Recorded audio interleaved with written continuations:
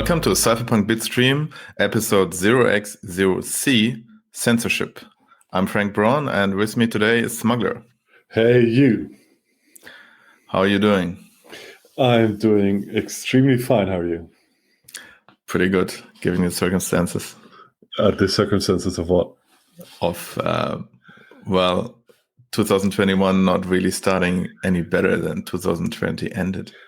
Well, 2020 was clearly just a tutorial, to get used to the new world. So we're starting with the first mission in this game we call Life. What's the first mission? Keeping your voice heard. Hence, we're talking about censorship. I see. Yeah, that seems to be getting harder these days. I mean, even the president of the United States can't tweet anymore. So, but is that censorship? Good question. It's a private enterprise, right? It is a private enterprise. All right. Episode closed. Problem solved. Thank you. Okay, so I guess we should give a little bit of introduction here. So what happens just a few days ago is we had this famous insurrection event, as they call it, in the US. Some dudes and dudettes storming the Capitol, which is the place where the big mofos of the US are meeting to produce new laws that fuck with everybody but their friends.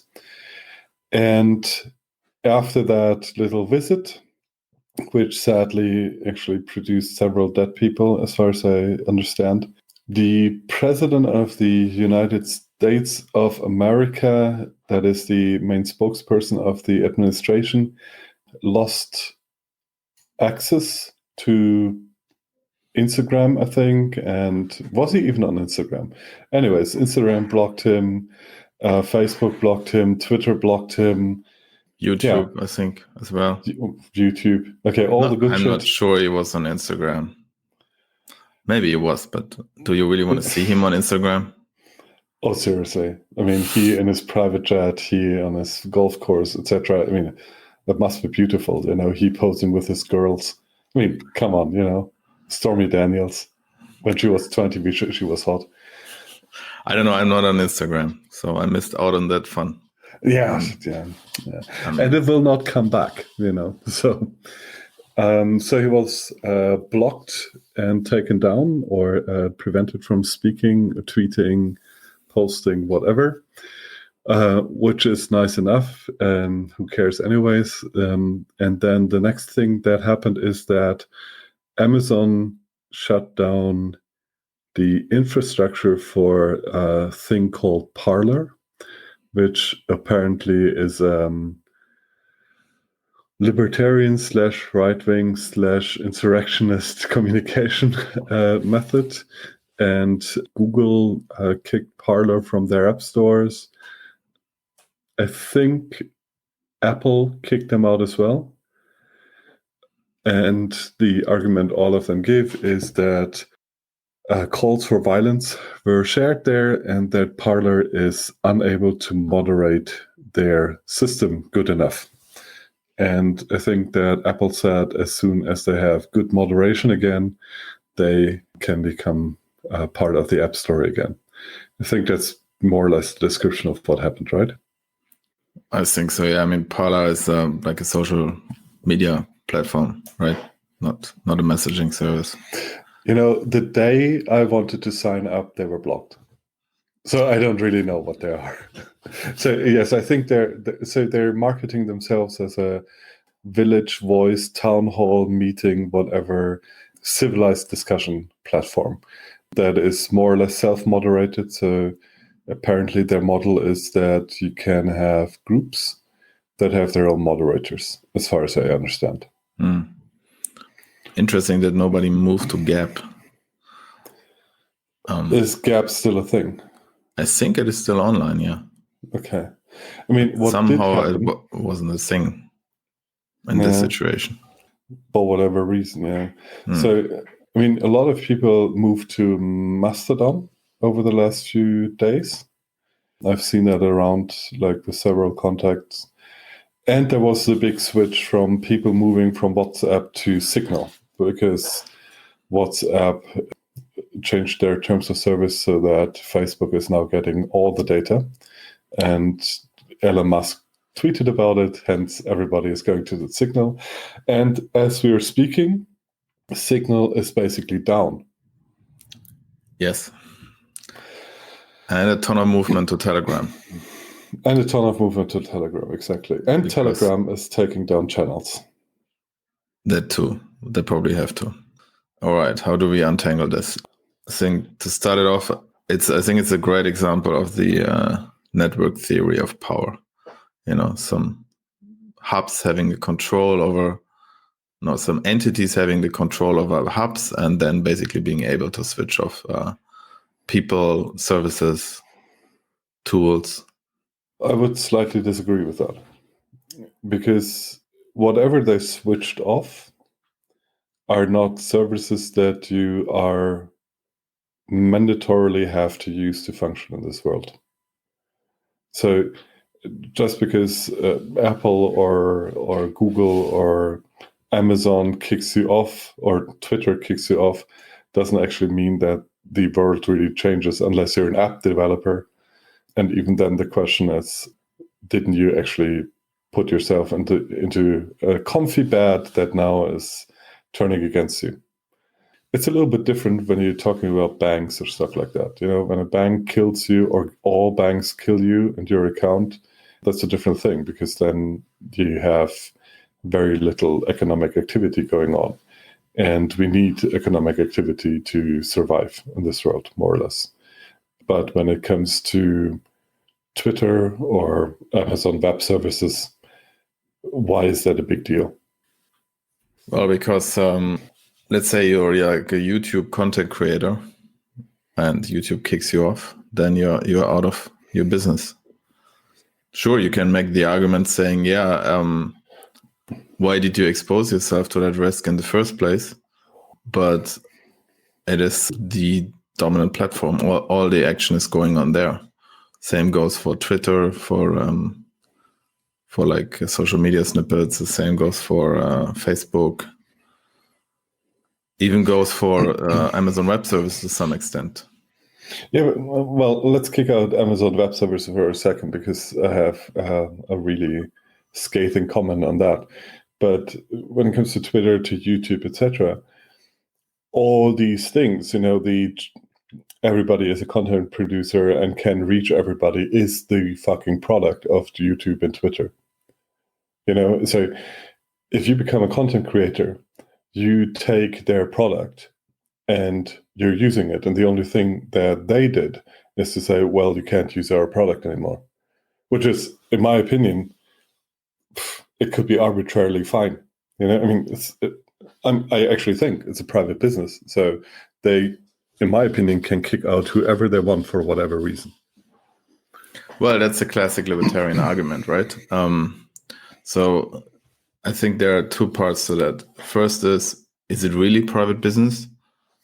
And the second one is, even if it's like philosophically okay, if it's okay to say, okay, it's private business, they can do what they want, there's still a moral question,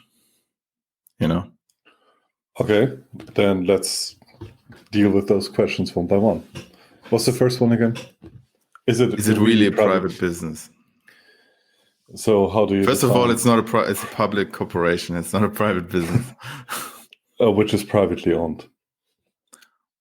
So all of them are stock companies, and whoever owns them, they probably have a mixture of individuals and big funds and banks and pension funds, and probably even government owning a few shares from them.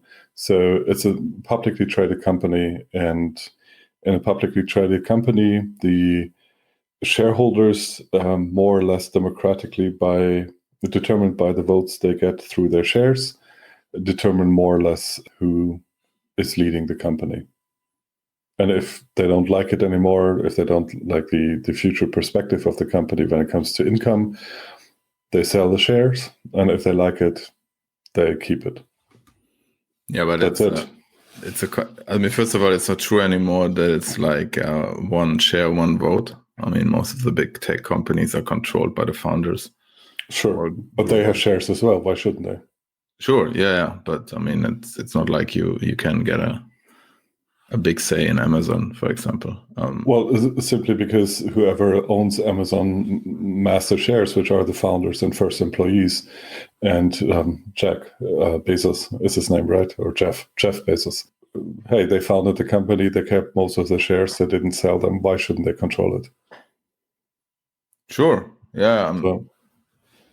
So yeah, that makes it, for me, it's a private company. You know, the difference between a private company and a state-run company exists, but the difference between a private company and a public company doesn't really exist.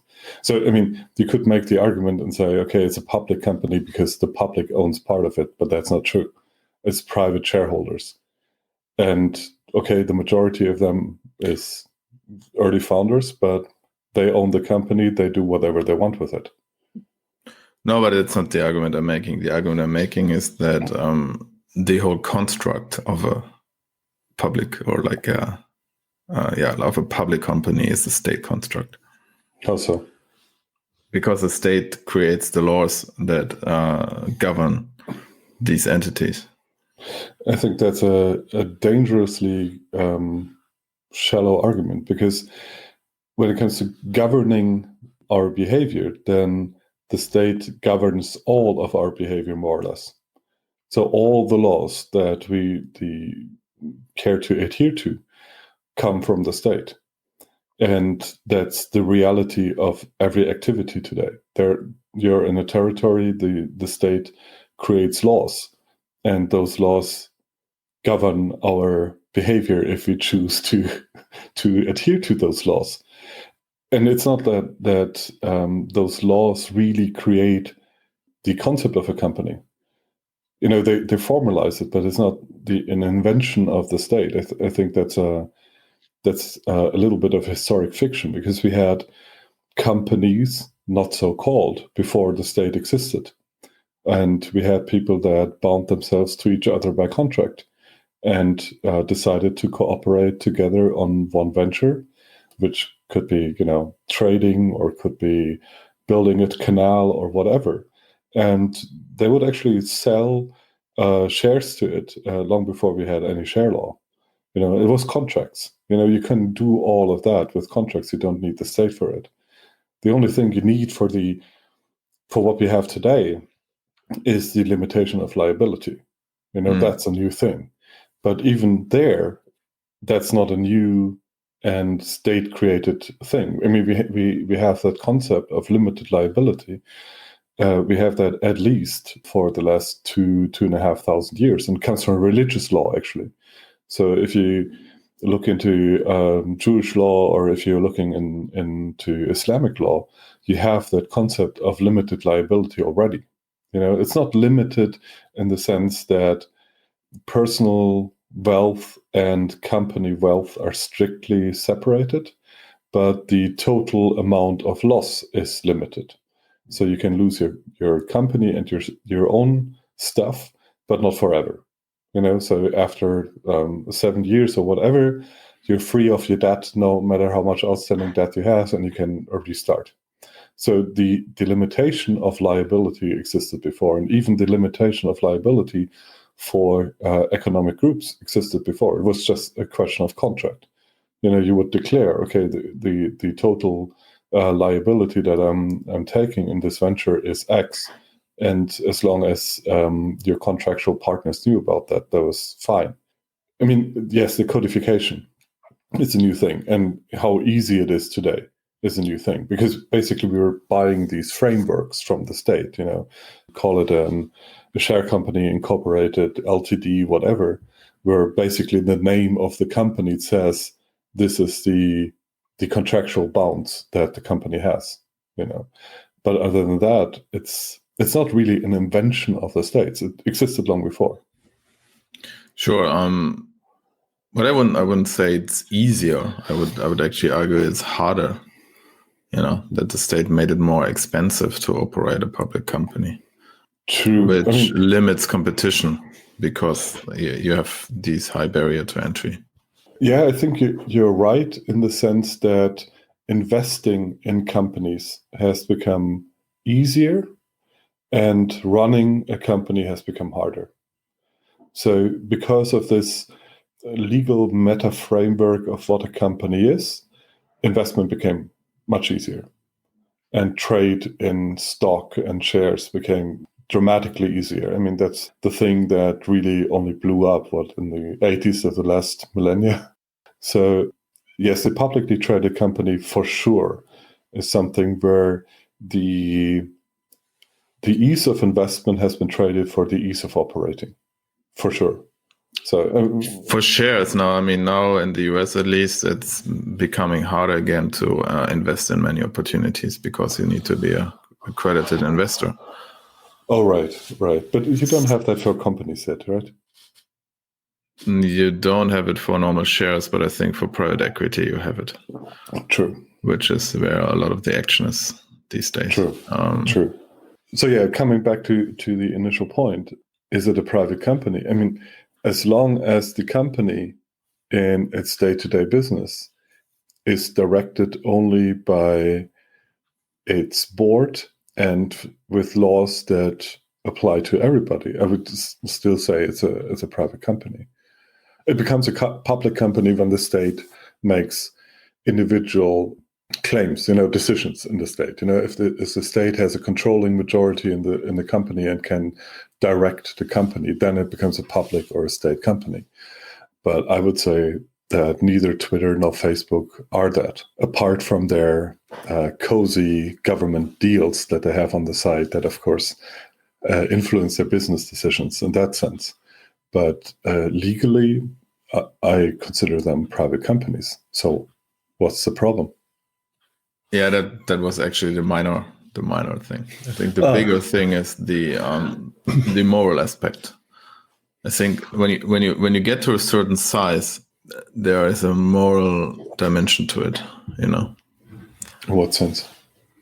Well, let's say you are the only food shop, the only supermarket in a radius of whatever 100 kilometers, right? Mm-hmm. And you don't like people with feature X. Mm-hmm. You're a private business. You don't have to serve them, right? Yeah. But is it morally okay to say, no, I'm not selling you food? I wouldn't make that comparison because it's not in the same league. The one thing, selling the food and stuff like that is attacking the very existence of human life, I would say. So it's morally problematic to do that. But it is not the case that Twitter, Facebook, or whatever are even in the same category of supplying needs that are of survival importance. I mean, if there might be people that think that Twitter, etc., are important for their survival, but I really, really, really suggest to all those people to quickly see a psychologist, because if you think that you can't live without your Twitter or Instagram feed, you have serious issues on the mental side, not on the biological side. And so I wouldn't say that they're in the same category. And the problem I also see there is because if you make that argument, and say, okay, size changes everything, or dominance changes everything. I'm not saying it changes everything. I'm saying it becomes qualitative. A qualitative difference. Yeah. But you could take this argument and turn everything of a similar dominance into something where you would make this argument. Let's say roads, power supply, water supply, security, health.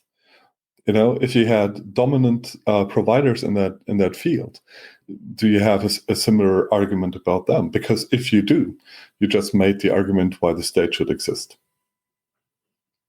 Because it's true for all these things today in most countries. They're provided by very few or maybe just one company in an environment, in a region.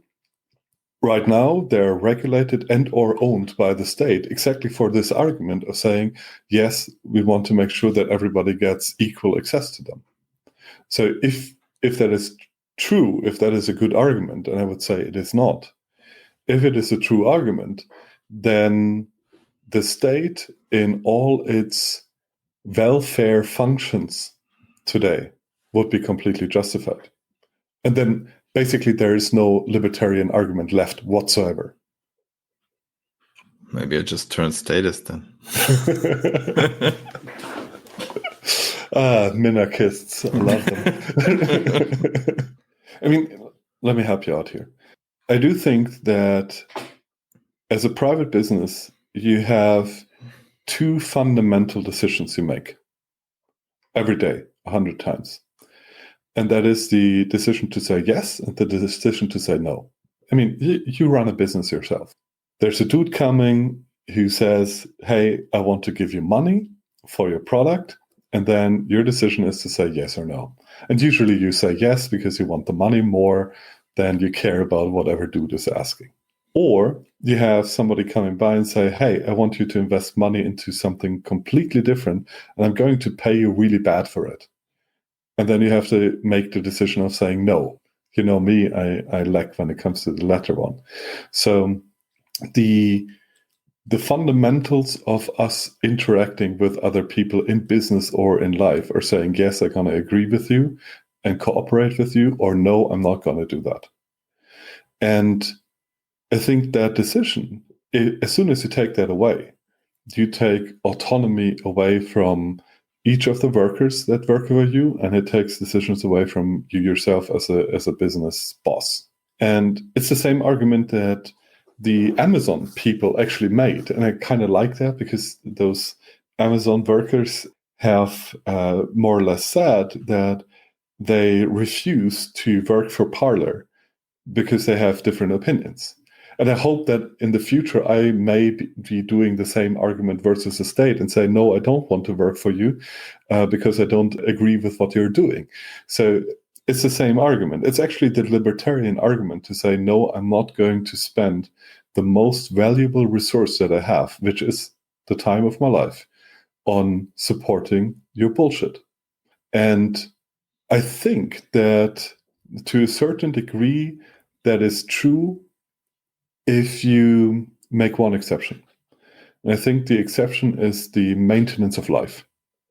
So what a libertarian cannot do, or a freedom-loving person cannot do, is to wholesale deny somebody the ability to make future decisions, because that is enslavement.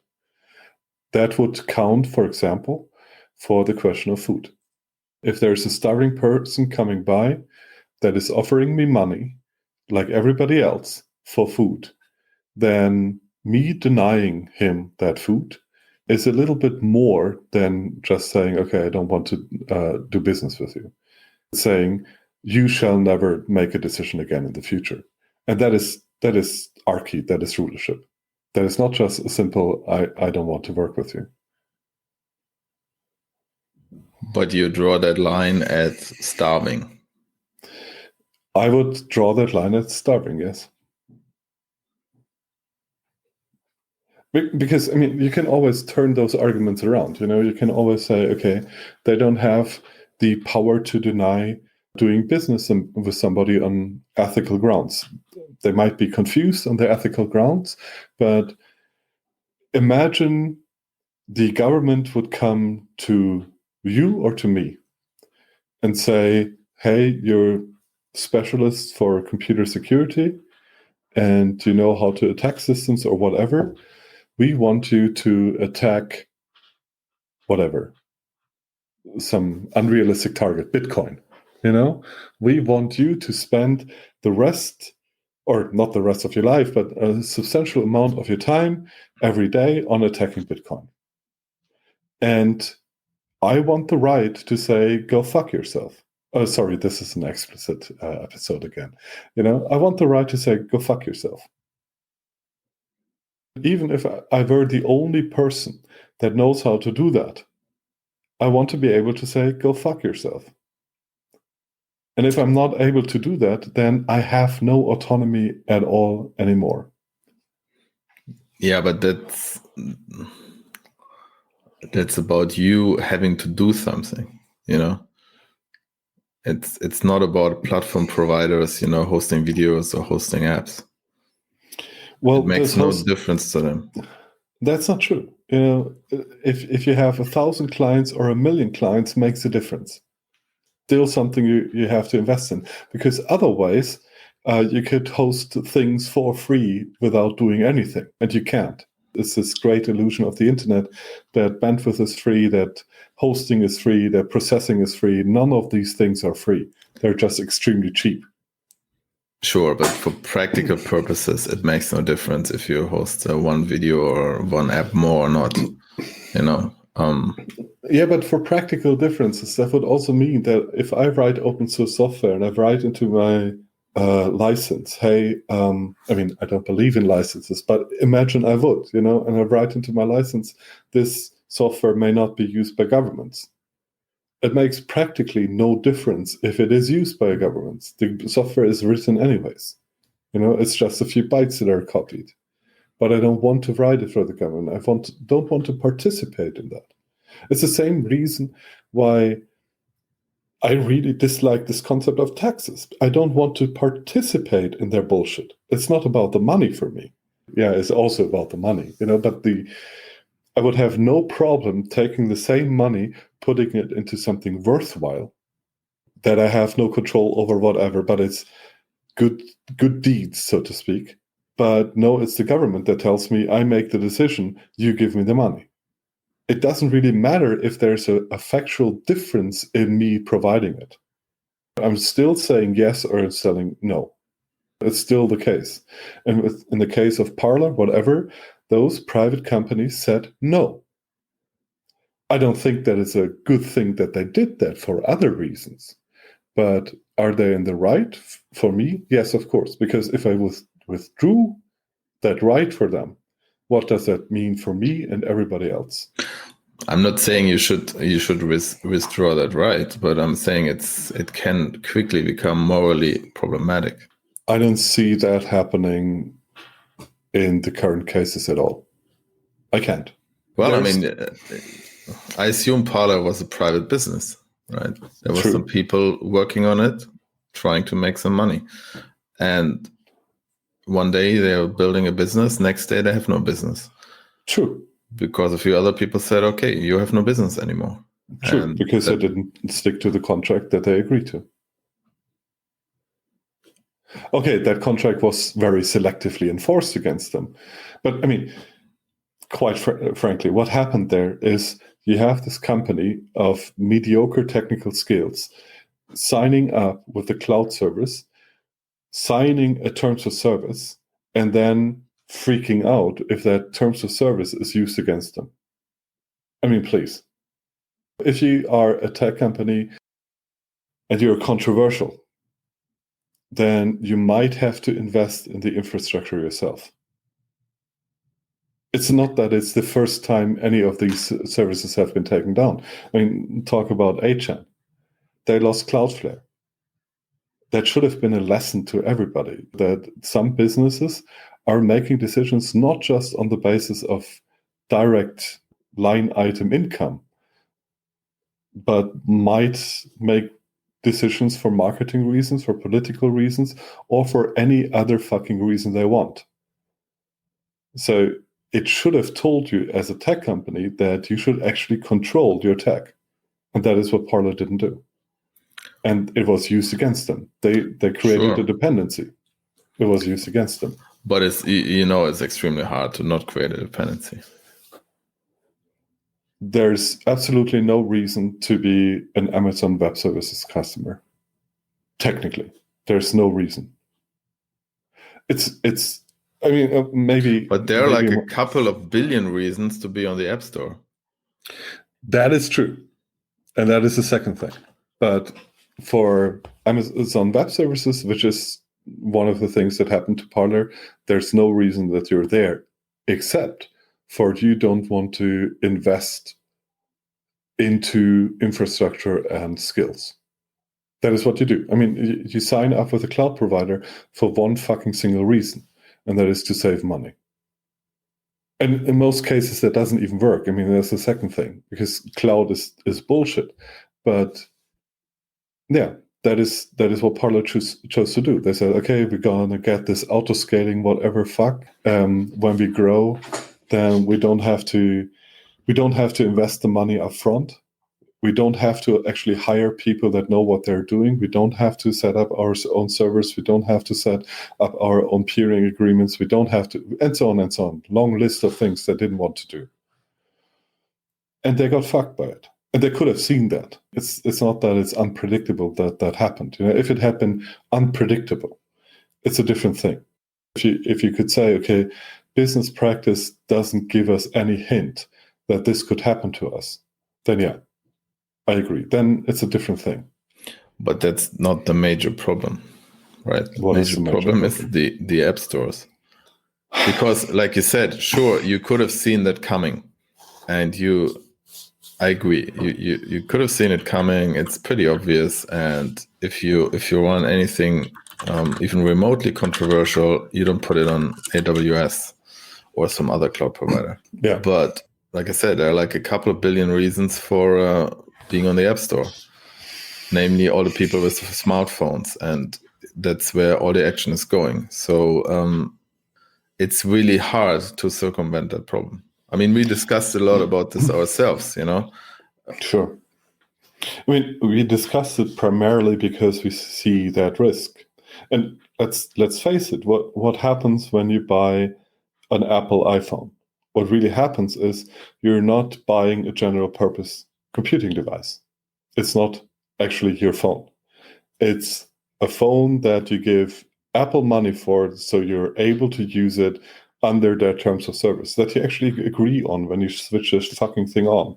You, as a customer, make yourself dependent on them. And with that, with you, the customer, being a dependent slave on Apple, you also enslave everybody who wants to serve you. Yes, that is true.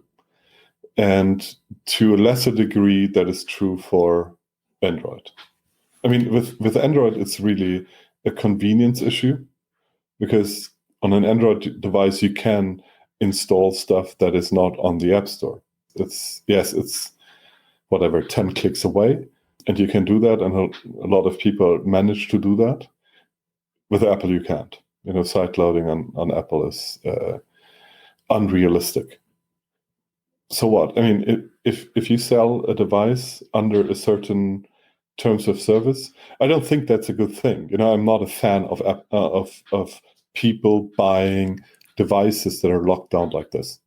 I really hate that idea. I really hate that people don't give a shit about general purpose computing. I really hate that. I think it's one of the most dangerous things that are happening right now, and that is a real problem. But it's not a problem, I would say, of Apple and Google. It's a problem of the market, and the market can do bullshit. Saying that the market always comes up with the best ideas, you know. But in this specific case, most people are just stupid cheap, and they sign up to that stuff, and then they complain when it's used against them. Yeah, so what? I'm sorry, maybe I'm the cynical crypto anarchist who says, you know, fuck you all, who cares about the masses, you know? But in reality, our problems are bigger than Parler. Of course, they're bigger than Parler. I mean, I don't care about Parler at all. I mean, you still don't have an account there yourself. Okay, I see. I've never been there, so I don't even know what it was about. But what I mean is that the argument, yeah, you see the risks, and then you just don't go there. It's true, but it also means you're not targeting like 99.9% of the market. That's just a reality, you know? Let's say you wanna do something like Parler, and you wanna do it right. So okay, you get your own servers, fine. Mm-hmm. Then you can't use the app stores, so because they're gonna kick you off. So you can maybe use side loading on Android. Sure, that means what, you lose 99% of all your customers. So if you're really There's smart, also something called websites. They work in browsers. You can bookmark them. sure. I mean, I don't have the Twitter app installed, even though I have a Twitter account. And I would never install it. If I really would have to go there from my phone, then I go to the website. Same effect. You lose 99% of all users. It's just reality. And then we're going to payments, and you can't use credit cards because they're going to shut you down. So what are you going to do? You use cryptocurrencies? So what you're really saying is the same argument we would always make in the crypto anarchist circles. And that is, if you want to talk with the people, you have to convince the people and you have to change their behavior. I mean, that's the main political argument always. You can, of course, go to the point and say, okay, I'm going to sell out my principles for being a success on the market. A lot of companies have done that very successfully. If making money with the masses is the main thing, yes, you can do that. And there's nothing wrong with it. I'm not making a judgment that says you may not make that decision. But if you're putting yourself into a bed because you want to have reach and you want to make money, then please don't come and complain like a whining schoolgirl. And seriously, if the market is stupid, and the market, we're talking about two kinds of markets here. Market as a decision-making instrument, price finding, blah, blah, blah, that's not stupid. It might not be brilliant, but it's not stupid. But when it comes to the people that buy from you, yes, the hordes of people are trapped in a really bad relationship with technology. And we have to solve that. And we're not going to solve that by cracking down on Twitter and Facebook and whatever and whining at them, because quite frankly, they live off our tears. That doesn't help. Because the only thing that would happen then is that the government goes in and say, oh yeah, let's regulate them all. We'll win exactly nothing with that. And that is what is happening now. Poland released that law that makes it illegal for Twitter to ban certain kinds of people from their platform. Do you really want the state to get involved in that? I mean, a lot of the stuff that we're seeing with the moderation right now is actually an effect of state regulation already. Because it was the EU moderation laws and the Netzdurchsetzungsgesetz, NetzDG, that are now actually used as an argument why moderation is mandatory on the platforms. So we're actually talking about something that has been triggered to a certain degree, or at least government regulation has been used as an excuse. So what's the solution? The solution is not to go to Facebook and whatever and make them what? Make laws about them? No, I'm not saying that. I mean, what I see is basically it's a power fight between, you have a fight between states and big corps. In what sense? Well, because they got to a point where they have huge political influence. And they're in a way they're taking that away from the state.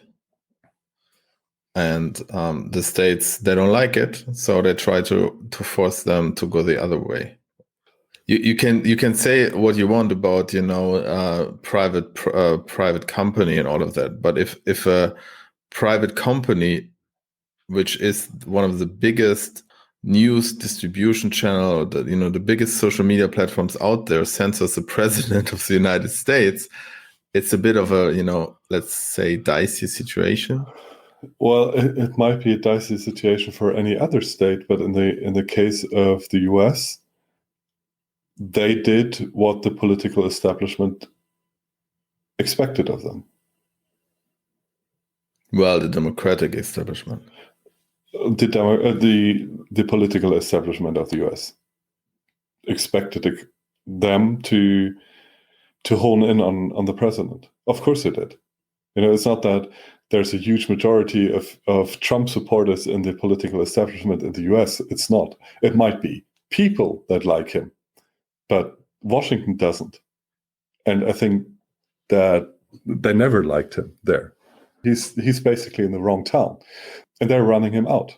So no, there's actually not a conflict there. The conflict is in the future when Twitter or whoever bans a politician that is actually supported by the political establishment, and which is why I think that Poland made exactly that law, and why Merkel is complaining and Macron is complaining, because they are afraid that it happens to them. Exactly, and that's what I mean. Sure, you can argue the political establishment of the US actually liked that move, but it shows, and it showed to the others like Poland, Yes. Germany, the amount of power they have. Yes, for sure. And that's why a lot of them now saying, yeah, okay, it's cool when you censor, but only if we agree or only if we tell you. So it's a struggle about this capability of mass censoring people. Yes. So because it has a huge influence on not just elections, but just like public opinion and for sure. Yeah. For sure. Tons of things. Yeah, absolutely. I mean, the Silicon Valley has an enormous power over communication. They have. Because people are glued to their fucking platforms and apparently can't imagine a world without Twitter. I mean, how old is Twitter? Like 15 years? Not even. But apparently it's what everybody has to read now and gets everything from. It's a fast world these days, It's a fast world, and people got suckered into it, and now what? And Ethereum is just like 5 years old, man, and it's already legacy tech. But that's another story. But I mean, I agree that there's a power struggle, and I think that is cyberpunk as fuck. You basically have megacorps struggling with the state, but even there, I would say it's actually not dramatically new. I mean, we had the same fights with. I mean, look at Turkey and old media, newspapers, etc. They're shutting down newspapers that they don't like, and we call that censorship. So, if the states regulate Twitter, I would call that censorship. If states really want to solve the problem, then they have to break the market dominance of Twitter and not just ride on Twitter's accomplishments or Facebook's or whatever and say, yeah, people, it's good to be on Twitter, and we're going to quote Twitter and we're going to use Twitter, etc. And we're just going to regulate them. I find that problematic. If I were a state, I would consider how can I break the dominance of those networks. That is the real thing, and maybe some states like China will say, okay, you can't reach that shit from here. It's like the baby belts, right? What was it, AT&T that got broken up into smaller? Yeah, but the monopoly for AT&T was a state monopoly. It was a monopoly granted by the state. And liberating the communication market was a state action as well, but it's just to a certain degree a withdrawal of the state. And that worked well. Now with social networks, it's a different thing there because of network effects. Everybody believes that they have to be on there, etc. Yes. But if you really... my big problem is in a way, the hypocrisy about the whole discussion. It is this, I need to be on Twitter. I'm not on another platform. And now I'm going to tell Twitter how they should be. The power of the market is, Twitter is misbehaving, I'm leaving Twitter. And I'm taking the cost for it, which might be I'm losing parts of my shallow social network. I mean, it's not exactly that you're losing friends. And I mean, in a way, we're seeing that. We're seeing people going to other platforms. Yeah, sure. And that's going to be very interesting to watch, I believe, because in a way, the Parler situation already showed that, because it was, in a sense, meta censorship, right? Because, it's not like, Twitter saying, whatever Trump said, we don't want it here, we kick you out. It's saying, no, you run a business and it uses our platform, and we don't like how you run your business, so we're going to kick you out. Yes. Like you said, who was it, Apple or Google, they said, okay, they're not, enforcing the community regulation standards well enough, so we're going to kick them out, right? And now I think that will be very interesting to see how that develops with a lot of the apps the movement goes to now, Sure. So for example, Telegram. Exactly. Telegram has that feature that they have these channels which are basically open. You can have open channels. I think it's kind of a unique feature. It's not like, let's say, comparable to normal groups, but you can just join a channel when you have the URL for it, and then there's like, there are some weird channels. So there will be pressure on Telegram to remove these channels. True. It will be basically the same thing happening that is happening, that happened with Parler and others. Even there, I mean, I see the problem. I don't want to come off as somebody who supports censorship here, right? So that's actually not the argument I'm trying to make. But what we're doing all the time, all the time is wrong, but what we're doing the last, 10, 15 years is, instead of controlling our communication systems, we have put all of that in the hands of factually two corporations. And we have moved to devices that aren't our own. And we're now tasting the effect of that. I'm pretty sure that Telegram would care much less about some channels if there weren't the risk of Android, of Google and Apple to kick them out of the App Store. I think that is part of the pressure. The other part of the pressure is that they might be afraid of the US government and law enforcement. That's another aspect we shouldn't forget in the whole thing. Because something bad happens on your platform, the US government will come by and say, hey, you knew that something bad was happening on your platform. Now you're aiding and abetting by letting it happen. We shouldn't forget that. There's actually a substantial legal risk there. So even without Apple and Google, they would have an issue. But the main problem for the individual is that we're concentrating all that stuff on bubbles. We have technological bubbles like Telegram, like Signal, like Twitter, like Facebook. Those are essentially walled gardens. And we put all our effort in building communities and building new tech, etc. We put that into those walled gardens. It's the same with Amazon Web Services and Parler. You build your stuff on a walled garden, and then the walled garden says, I don't want that stuff here anymore.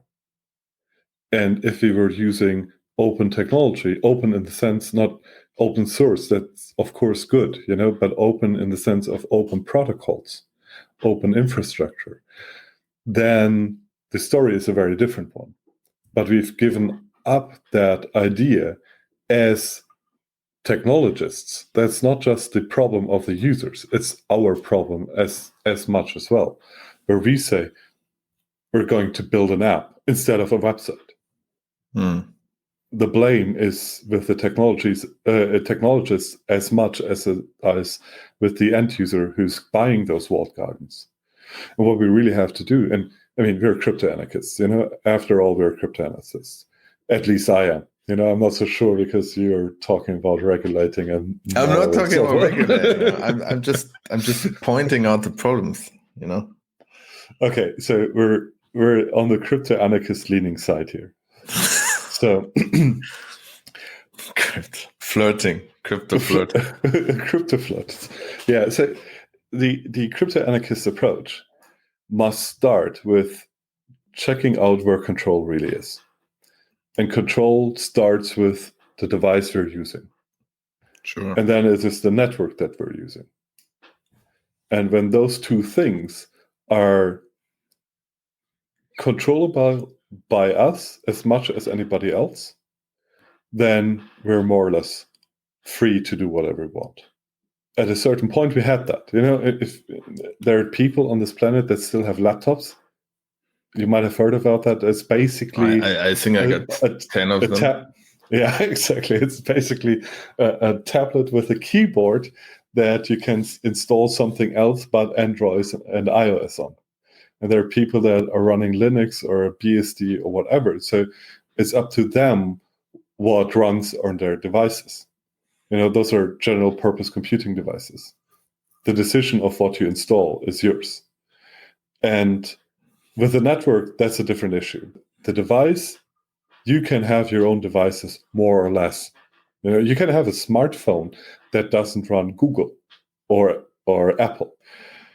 Medium good things like Ubuntu Mobile, Postmarket OS, whatever, or you can have things that are factually the same as Android, like Graphene, for example, or Lineage. So you can have mobile general purpose computing, more or less.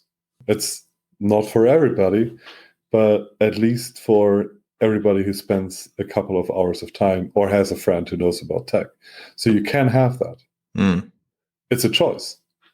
It's a problem to say, okay, just because we made so many wrong choices in our devices and communication, now everybody else is at fault for that. It's not. We're wrong. Like we as the end users are wrong. It's usually the person in front of the screen that is the problem. Exactly. We put ourselves into slavery, into technological slavery. So we can whine and say, oh, please free us, or we can say we free ourselves. That's the two options we have. Or we can accept it, of course. A lot of people accept it right now. They think that it's awesome that Parler gets banned, and that there's no porn apps on iOS. They think that's a feature. Well, I mean, maybe this is actually a very good thing. Exactly. So, evolutionary speaking, because it is, of course, it is easy. Things are convenient. Mm-hmm. So, and when they're convenient, then it's very easy to just use them. But liberty is never convenient. Yeah, I mean, that's what we're seeing now, It's like the, what can you call it? Put it, the leash you're on, it got a bit shorter now, or a lot shorter. And now more people are realizing that they're actually on a short leash and that they're actually self-censoring a lot, self-censoring a lot more because they also are afraid they're going to get kicked out. I mean, we are in this absurd situation that people in Western societies are basically doing the same thing that people in China have been doing for a long time. They're not really saying anymore or writing anymore what they're thinking. Yeah. They already it's the dude that got banned because they're already, afraid of being targeted by, even like automatic algorithms censoring stuff or just getting flagged. And so in a way, it puts up evolutionary pressure on the entire ecosystem of users and developers to come up with better solutions. Yes. I mean, the move to Signal and Telegram, it's not the solution, but it shows that there is pressure. And it is like, in a way, it's like the pressure valve that is there right now. Mm-hmm. So that's where a lot of people are going to, Mm-hmm. and I would say that's a good thing that people are doing that. That is actually the market at work. Yeah. It won't be the solution, but at least it shows that people, at least some, or like tens of millions, care enough. Yeah. That they in that situation change. So I mean, I had so many conversations with people about please install Signal or please install whatever other messenger other than WhatsApp so I can talk with you. And people said, nah, we're not going to do it. And now Elon Musk tweets about it, and suddenly a whole lot of people I didn't speak for years are pinging me on Signal. So because they finally moved. So and with Facebook, it's the same thing. I don't know how many years ago we had this conference where I gave this speech about why libertarians shouldn't be on Facebook and Twitter. And everybody said, no, it's the greatest thing ever. We have freedom there, we can organize, etc. And I'm just waiting for a lot of those people coming over and whining about that they got censored. half of them are already banned. Well, true, probably. So, and the right-wing libertarians are already banned. Exactly. So the thing that this did is the same thing that happened after Snowden. Signal without Snowden is basically unthinkable. It really got this big push of users, or one of the big waves of users, by Snowden. Because it seems that apparently a lot of people cannot make proactive decisions. They cannot envision what is going to happen. But they have to wait for everything burning down first before they're thinking about getting a fire extinguisher. And I think that is one of those events. And the problem is that those people are still making the wrong choices. Because I don't think that going on Telegram or going on Signal is actually a good choice. We're just moving from one walled garden to the next walled garden. We're just switching gardens. Telegram is a joke, in my opinion. But I mean, it's not even end-to-end encrypted. Why do we even have this discussion about Telegram? It's ridiculous. Sorry, just ranting here. That's true. It's like, oh yeah, Telegram. Yeah. Let's not think that Telegram is a solution for anything. But even Signal, it's just another walled garden. We don't have open protocols. We don't have the ability to run our own Signal servers. We don't have the ability to federate them. So it's a convenient thing people have right now. It's in the app stores. It has good encryption and has some has groups and all the other things, and it works reasonably well. And it's Elon and Snowden endorsed, so that's important. Right. So yeah, exactly. So we're switching from one walled garden to another just because a few people put a nice label on them. And I think that, I mean, the messenger is clearly the future for other reasons, but there's a battle going on for who's going to be the dominant messengers out there, and whoever controls it in the future will control the internet, in my opinion. It's as important as the browser. But we're still making those bullshit choices, I mean, at least most browsers can view most websites. With a messenger, the lock-in is so much worse. You cannot talk with somebody on Signal who isn't on Signal. You have to use their implementation more or less. There are a few copies out there, but you have to use their infrastructure. And do we really want to become them, the new web, or the, how you call it? Let's call it coin a term here for the post-web internet, the mesh.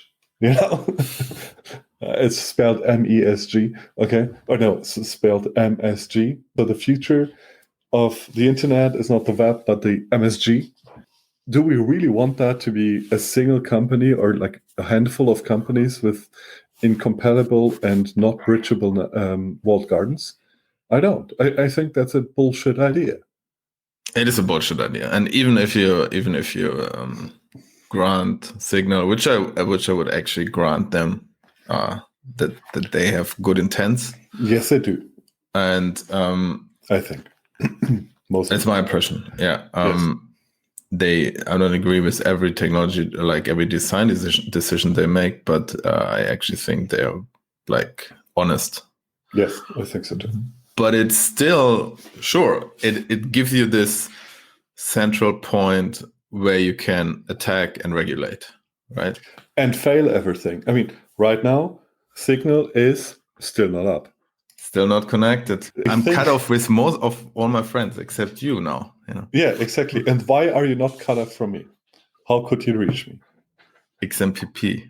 Exactly. So there are apps out there, and I mean, we are running our own XMPP server, which is a messaging protocol. And the way I personally run that server, because I'm to blame for it, is that server is shit. It's not well configured, whatever. But you know what? It's still running, and you could reach me. And it's not on AWS. And it's not on AWS, and it probably didn't receive an update for the last 6 months. But it's don't point the finger at me. I mean, it's true. It's something that we don't even take serious, but it works. It's quite fascinating that we moved over with the tribe just a few days ago on Signal, and Signal is down, and our not loved XMPP server works. That is kind of funny. It is funny, but it also didn't work for practical purposes. We have to be honest here. So exactly, and that is why I think that we should invest in solving the practical purposes, the practical issues that some implementations for open protocols have. That is what we should do. Well, maybe let's go into the landscape a little bit. I mean, we don't have that many contenders here, right? We have 3, I would say. So what do we have? We have XMPP. When it comes to messaging. Yes. Yeah. We have XMPP. I know where you're going with this. You have XMPP, Matrix, and IRC, right? No, actually, I'm not actually saying that IRC is a solution for the messaging problem. Okay. Though I still run this, I don't know, how old is it? Like 12, 13-year-old Darknet IRC server. But the alternative is actually chat over IMAP. Chat over IMAP. COI. So IMAP is there an implementation there? Yes, there are implementations for that. And the main IMAP server that everybody is using is actually supporting the COI protocol. So Dovecot is supporting the COI protocol. And if you are running a Dovecot server and you haven't updated it in the last 10 days, the time is right now to update it, because there was a really bad security issue with that. In Dovecot, really? Yes, it happens every 10 years, but it happened. So still C, huh? It was a logic error in this case, so it's not a problem. So you can make this mistake with Rust as well. But the idea behind COI is to use the email infrastructure. So email, as one of the oldest protocol suites for the internet, I think it's actually older than the web, except for IMAP, which is newer. But it's basically this ability to send messages between domains and then have multiple users on the domain to be able to read those messages and reply to them. And everybody uses that, and everybody says it's dead and nobody needs it anymore. But practically, email is probably the most stable and reliable protocol that we have on the internet. Because if the other party is offline, your message is just going to be cached for 24 hours, and your mail server will try to redeliver it. And everybody with a domain can run a mail server. You don't actually need much for it. As long as you have a static IP address and a little bit of processing power, like a Raspberry Pi, you can run your own mail server quite easily, actually. There are scripts out there that auto-install mail servers on Raspberry that are actually well configured with all the modern features. So, and COI, chat over IMAP, is basically using the IMAP protocol, which is the protocol between the mail server and you, that allows you to fetch emails from your mail server and potentially also send them. It allows something like notification, etc. So it has this idle command where you can basically connect to the mail server and say, mail server, tell me when the new message comes in. And Koi exploits that feature and basically says, okay, I'm going to send a notification to your device as soon as a new message is there. And then you basically use the same infrastructure, SMTP, IMAP, etc., to chat. And it actually works quite well. Are there like dedicated clients for it, or do you just use an email client and send emails back and forth? Well, the funny thing is you can use an email client for it. So if the other party does not have a Koi client, you can still communicate with them. It's just not as convenient for that party. But there are also dedicated clients for that.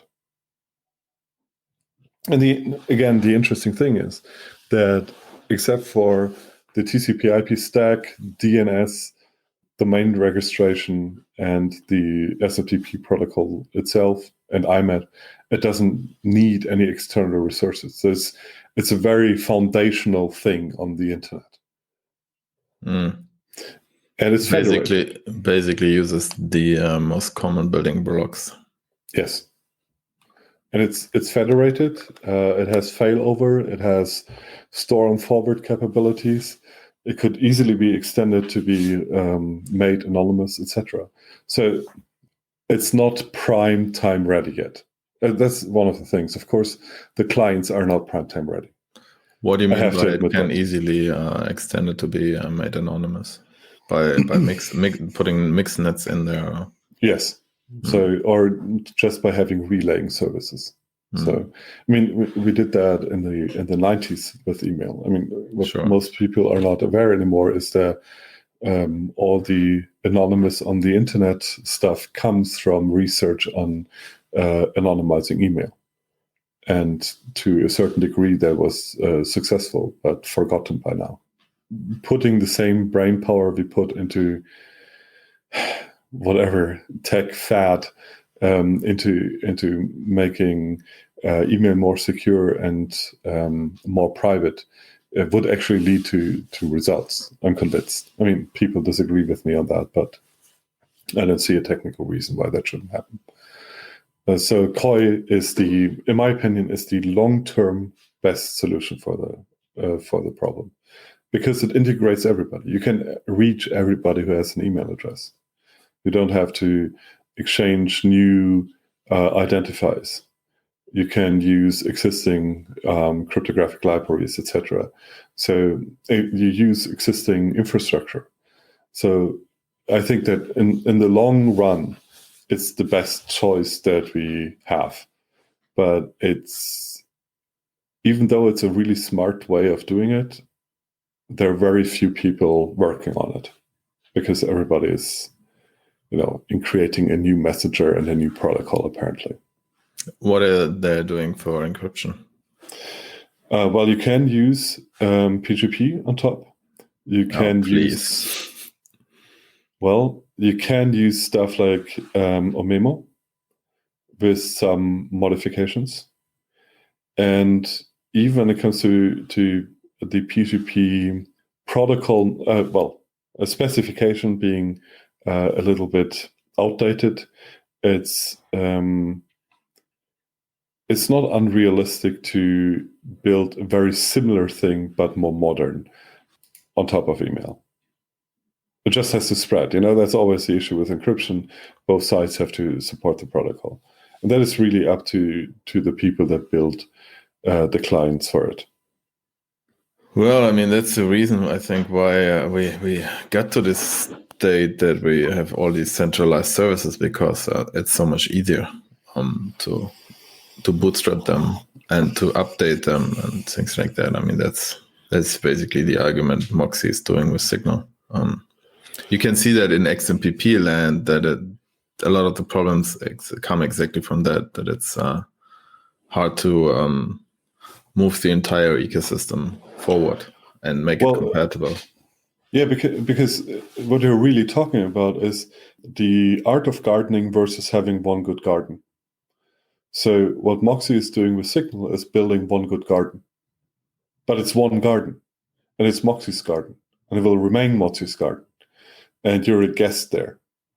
And he makes the best garden and invites all people in there as long as he's able to defend that garden. He might at some point not be able to do that anymore. And then what? Then we don't know how to build gardens. So I think that while the argument from a business sense is correct, from a liberty sense, from an independent sense, it's a bad argument. If you want people to be free and you want a free internet, you have to teach people how to make a free internet. And that means working on protocols. It's not about you having the best application and you having the best garden. It's about empowering everybody else to have that as well. And that is a different job. It's not the job of, I want to have the most secure messenger that everybody is using. And I don't actually think that that is Moxie's argument. I think Moxie's argument is more like, there's nothing else out there when I started, so I'm gonna build it and try to make it attractive to people. But maybe what is coming now with people maybe waking up in greater numbers, it might be interesting to actually rethink and think that we might be at the stage where the selling of there can be secure messengers has to be extended to now we're working on open protocols for secure messengers. Yes, with Snowden, whatever, at that time, I think that Moxie was spot on. It was about getting something now that works, that is actually high quality. And he accomplished that. The question is how to go into the future. Do we want Signal to be the big thing? Or do we want sessions to be the big thing, or whatever else is running out there? Or do we want to work on open protocols where people can innovate on the front end and on the back end independently?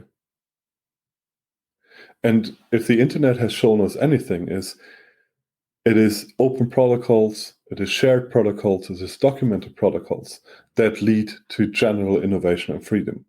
As soon as we begin to lock them down, to build our walled gardens, then we run into trouble. I mean, there are websites that still optimize for Internet Explorer 10 or something, and the reason is because Microsoft invented this bullshit technology called ActiveX.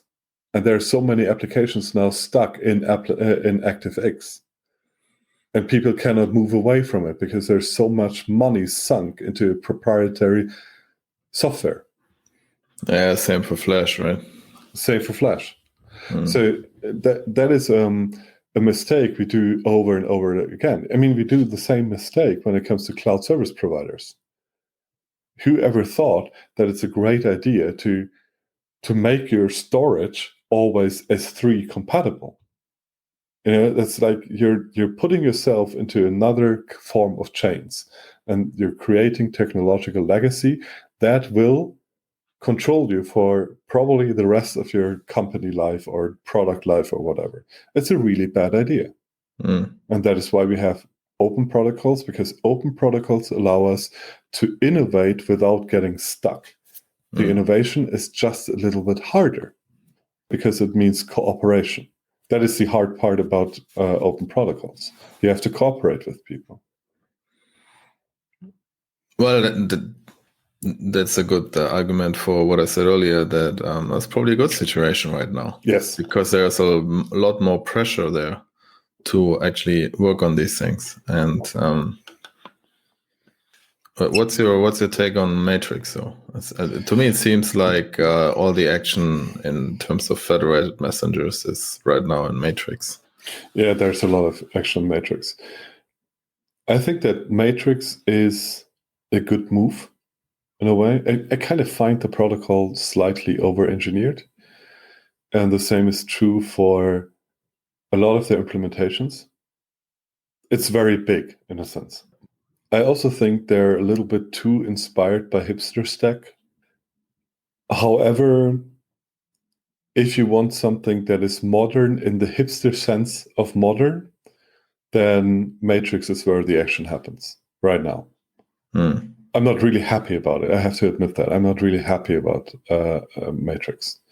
I would have wished that our protocols were simpler and leaner, because that's another thing. One of the mistakes you can create in protocol design is to not have lean protocols. If you want to have one protocol solve all issues, then you're getting this huge blob. And I think that's problematic. And I think that Matrix is a little bit of solving too many issues. It's also my impression, yeah. So, but it is where all the action is, and they got surprisingly far. Yes. And I think from the user experience, Matrix actually wins right now. If you compare it to XMPP clients, with the exception of conversations, which I really like, but it's only available on Android and nowhere else, basically. If you want cross-platform, good user experience, Matrix clearly wins. Yeah. There's no contender right now in the open protocols. Conversations basically means, that was our experience. It works with all the other conversation clients, but as soon as people go on iOS or even on desktop, it becomes problematic. That's actually not a problem of conversations. That is a problem of the iOS clients. They suck. And I'm not saying it's because of iOS. Yeah, no, it's a problem of iOS actually. Yeah.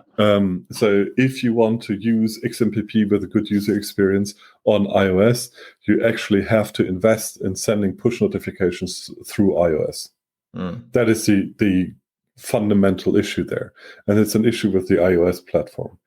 But I'm using XMPP is my main messenger protocol, and I use it on iOS, I use it on Android, I use it on Linux, and I use it on Mac. With the same accounts, with encryption end-to-end, works great. So what I'm not using it on the road is iOS, because on the road, iOS needs push notification and it doesn't work. At least not in my setup. But that is mostly because I was too cheap to pay the license fees there. But it's not a problem of conversations. I actually think that XMPP gets a bad rap, much like Mail does, because there are some platforms that developers didn't care about, where you don't have clients with a good experience.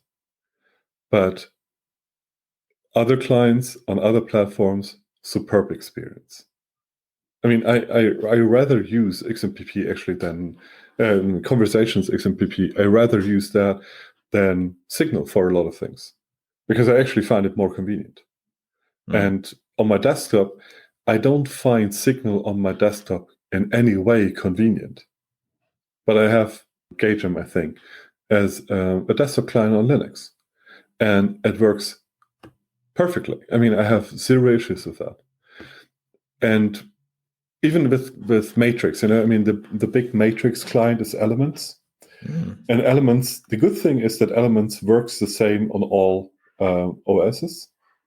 And if you are a lover of Slack kind interfaces, then Elements is the perfect thing for you. I personally don't really like that kind of interface, but that's a personal thing. I'm not a Slack addict. So in my opinion, everything would be command line and text interfaces, but apparently that time is over. But what brings me to, I'm actually using IRC on my Android phone in a text interface. So VChat works quite well in Termux. So, but the thing, if you're more the modern hipster user interface lover, then Matrix and Elements is, it's the right thing to use. Well, at least there is some development now. I think yes, it's a really good thing. Yes, for sure. What I also see is that there's like this.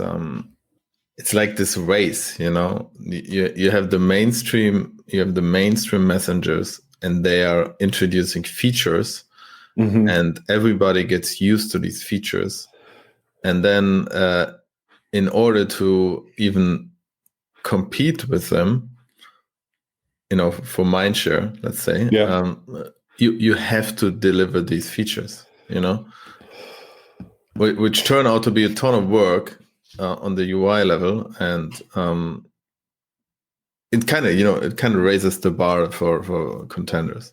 I actually think that there's a fascinating thing there happening, and that is, I don't actually think that is individual users' choice that makes that pressure, but it's reviewers that do that, because people don't actually select their messenger or whatever by scrolling through the App Store, and usually also not by asking their tech friends, but they're usually searching on the internet for what is the better messenger. And then you have those SEO optimized pages that tell you this feature is there, but this feature isn't, and hence Messenger A is better than Messenger B, even though you really don't need or even want that feature. It's the same thing you have with VPN reviews. In general, they're complete bullshit. No, they're opinion leaders that drive that more than anything else. I mean, seriously, you cannot tell me that the user base of Signal was pressuring Moxie in putting those stickers into the software. Maybe not the stickers, but I mean, I personally had it that context said, look, why can I not delete messages? Why can I not edit messages? And I think there is a ton of pressure in that direction. People change. I know, let's say they go now from WhatsApp to Signal, and then they're used to certain features, and when they're not there, they're complaining. Yeah, maybe for a few features that might be true, but that's also like sometimes as a app provider or something, you have to tell your customers from time to time that what they want is bullshit, I think. And yes, I'm not a multi-billionaire, clearly, for a reason. And Moxie is pretty good at that, at telling people that what they want is bullshit. But still, I mean, I'm just saying that it's a factor that kind of raises the bar and makes it really hard to get into it again. True. It's a bit like with modern, AAA games. True. At some point you will have probably indie messengers, and then with open protocols that wouldn't be an issue, as long as you can still talk to each other. That would still work. But yeah, which might be a reason why Matrix is actually a good choice. That although I agree that it's seems a bit over engineered, but they already put it all in the protocol. And True. XMPP has this approach where they have all these extensions, and then you get into all the troubles that not every client supports all the extensions. So in a way, it's the same problem you have with email. I mean, the stuff that is supported by everybody, that works great. Yes. But then encryption, special stuff that breaks everything. Yeah, encryption wasn't part of the protocol, and then it's a total mess to put that on top, and it never worked. And in a way, you kind of have to put certain things into the base protocol. Yeah, which should be as little things as possible. Yeah, I mean, that's the hard part, right? You want exactly. all the necessary things in there, but on the other hand, you want the protocol to be minimal and easy to implement and to reason about and all those things. Yeah, Matrix is probably the direction to go for now, sadly, but it's probably the most advanced thing out there that has a chance of success. Yeah, let's put it like this: it's not ideal, but okay, what can you do? I mean, we'll also have listeners that are now going to complain that we don't mention their favorite messenger protocols. That's like BitMessage and blockchain-based messengers. I think there's only one sentence to say that. The blockchain is not for messaging. Not for tweeting either. It's not for tweeting either. So forget about all that stuff. And if you really want to know why that is, you can pay us a Bitcoin, and there's going to be a big discussion about why the blockchain is not for messaging. So that for one Bitcoin, you do this discussion. Heck, I'll do it for for half a Bitcoin, I'll do it. See, I slashed my price in half already. So there are others. How long is the discussion, though? You're gonna have a day discussion with me. Or like private discussion? Yeah. So for half a Bitcoin, you get 8 hours of private discussion via blockchain is not for messaging. I think that's a good price. Nobody will pay it. So the other thing is, of course, that we have stuff like session, because that came up today again with a contact. I think it came up a couple of times. Yeah, I think that the idea of having privacy preserving messaging, that idea is good. Like metadata reduction, etc., is good.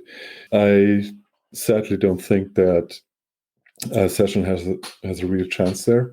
I kind of like them, actually. I kind of like the interface of Session. I think it's just another. It's again this walled garden. You build a thing with a lot of money because you think that you're gonna win the race, but you won't. Then Threema. A lot of people like Threema. I actually like Threema as well, mostly because they're a successful company out of Switzerland, and I kind of support that. Like it's this funny thing of having a crypto-based company out of Switzerland, while you have stuff like Crypto AG coming from Switzerland as well. But I don't want to associate them. I think that Threema being able to build a business on encrypted messaging is actually something that gives me hope. That there are actually people willing to pay for encryption on their messengers. I kind of like that. Yeah, I agree. It's that market where you would think it's really tough to actually make money, and they pull it off. And I think they also successfully pivoted, or let's say extended their business model from starting off with a private messenger app where you only have a one-time payment, which is a good model, at least for the consumer, but it's not that sustainable, of course, for the company. And now extending it to also business and like group offerings where you, I think, pay like a monthly fee. And I like that too. And the other thing I really like about that is that they actually went the extra mile to say, how can we have a paid for Messenger without App Store? They have their own mechanism how you can buy their product and services. Also for cryptocurrency, I mean, they're accepting Bitcoin, and you can install the stuff on your App Store, de-Googled, whatever phone. So I have it running on a Graphene OS device. Works quite well. The only thing with Threema that we should mention is that they don't have perfect forward security. Secrecy in their crypto, which is a little bit of a bummer, in my opinion. That's the big problem I have with them. Yeah. What else do we have? One honorable mention should go to Status, I think. Status? Yeah. So I mentioned them not because they paid me, though they did one day. But there's one thing that I really like about Status, and that is this combination of having a messenger and payment in one app. And I think that the killer feature for messengers, one of the killer features for messengers, is this ability to do, if you can do immediate payments to your chat partner. So integrating those two in one app and in one protocol is major. If you're thinking about the future of cryptocurrencies, for example, I think that the perspective there should actually be from the messenger integration standpoint. So if you want to make cryptocurrencies successful in the future, I think the main approach to have a chance doing that is actually integrating them into a great messenger product. Where you're able to have encrypted, ideally privacy preserving conversations and small payments in the same app. So you can pay the store you're visiting, you're paying your friends, whatever, direct, immediate settlement, easy to set up. So if you're able to integrate those two things well, you can probably push everything with that. I think that's like one of the main things. Encrypted federated messaging with some privacy, with payments, with bot API. That is really important. You have to be able to automate things. And ideally, you are able to integrate big channels. Like multi-thousand user channels. If you have those big things solved, then you're basically the next browser.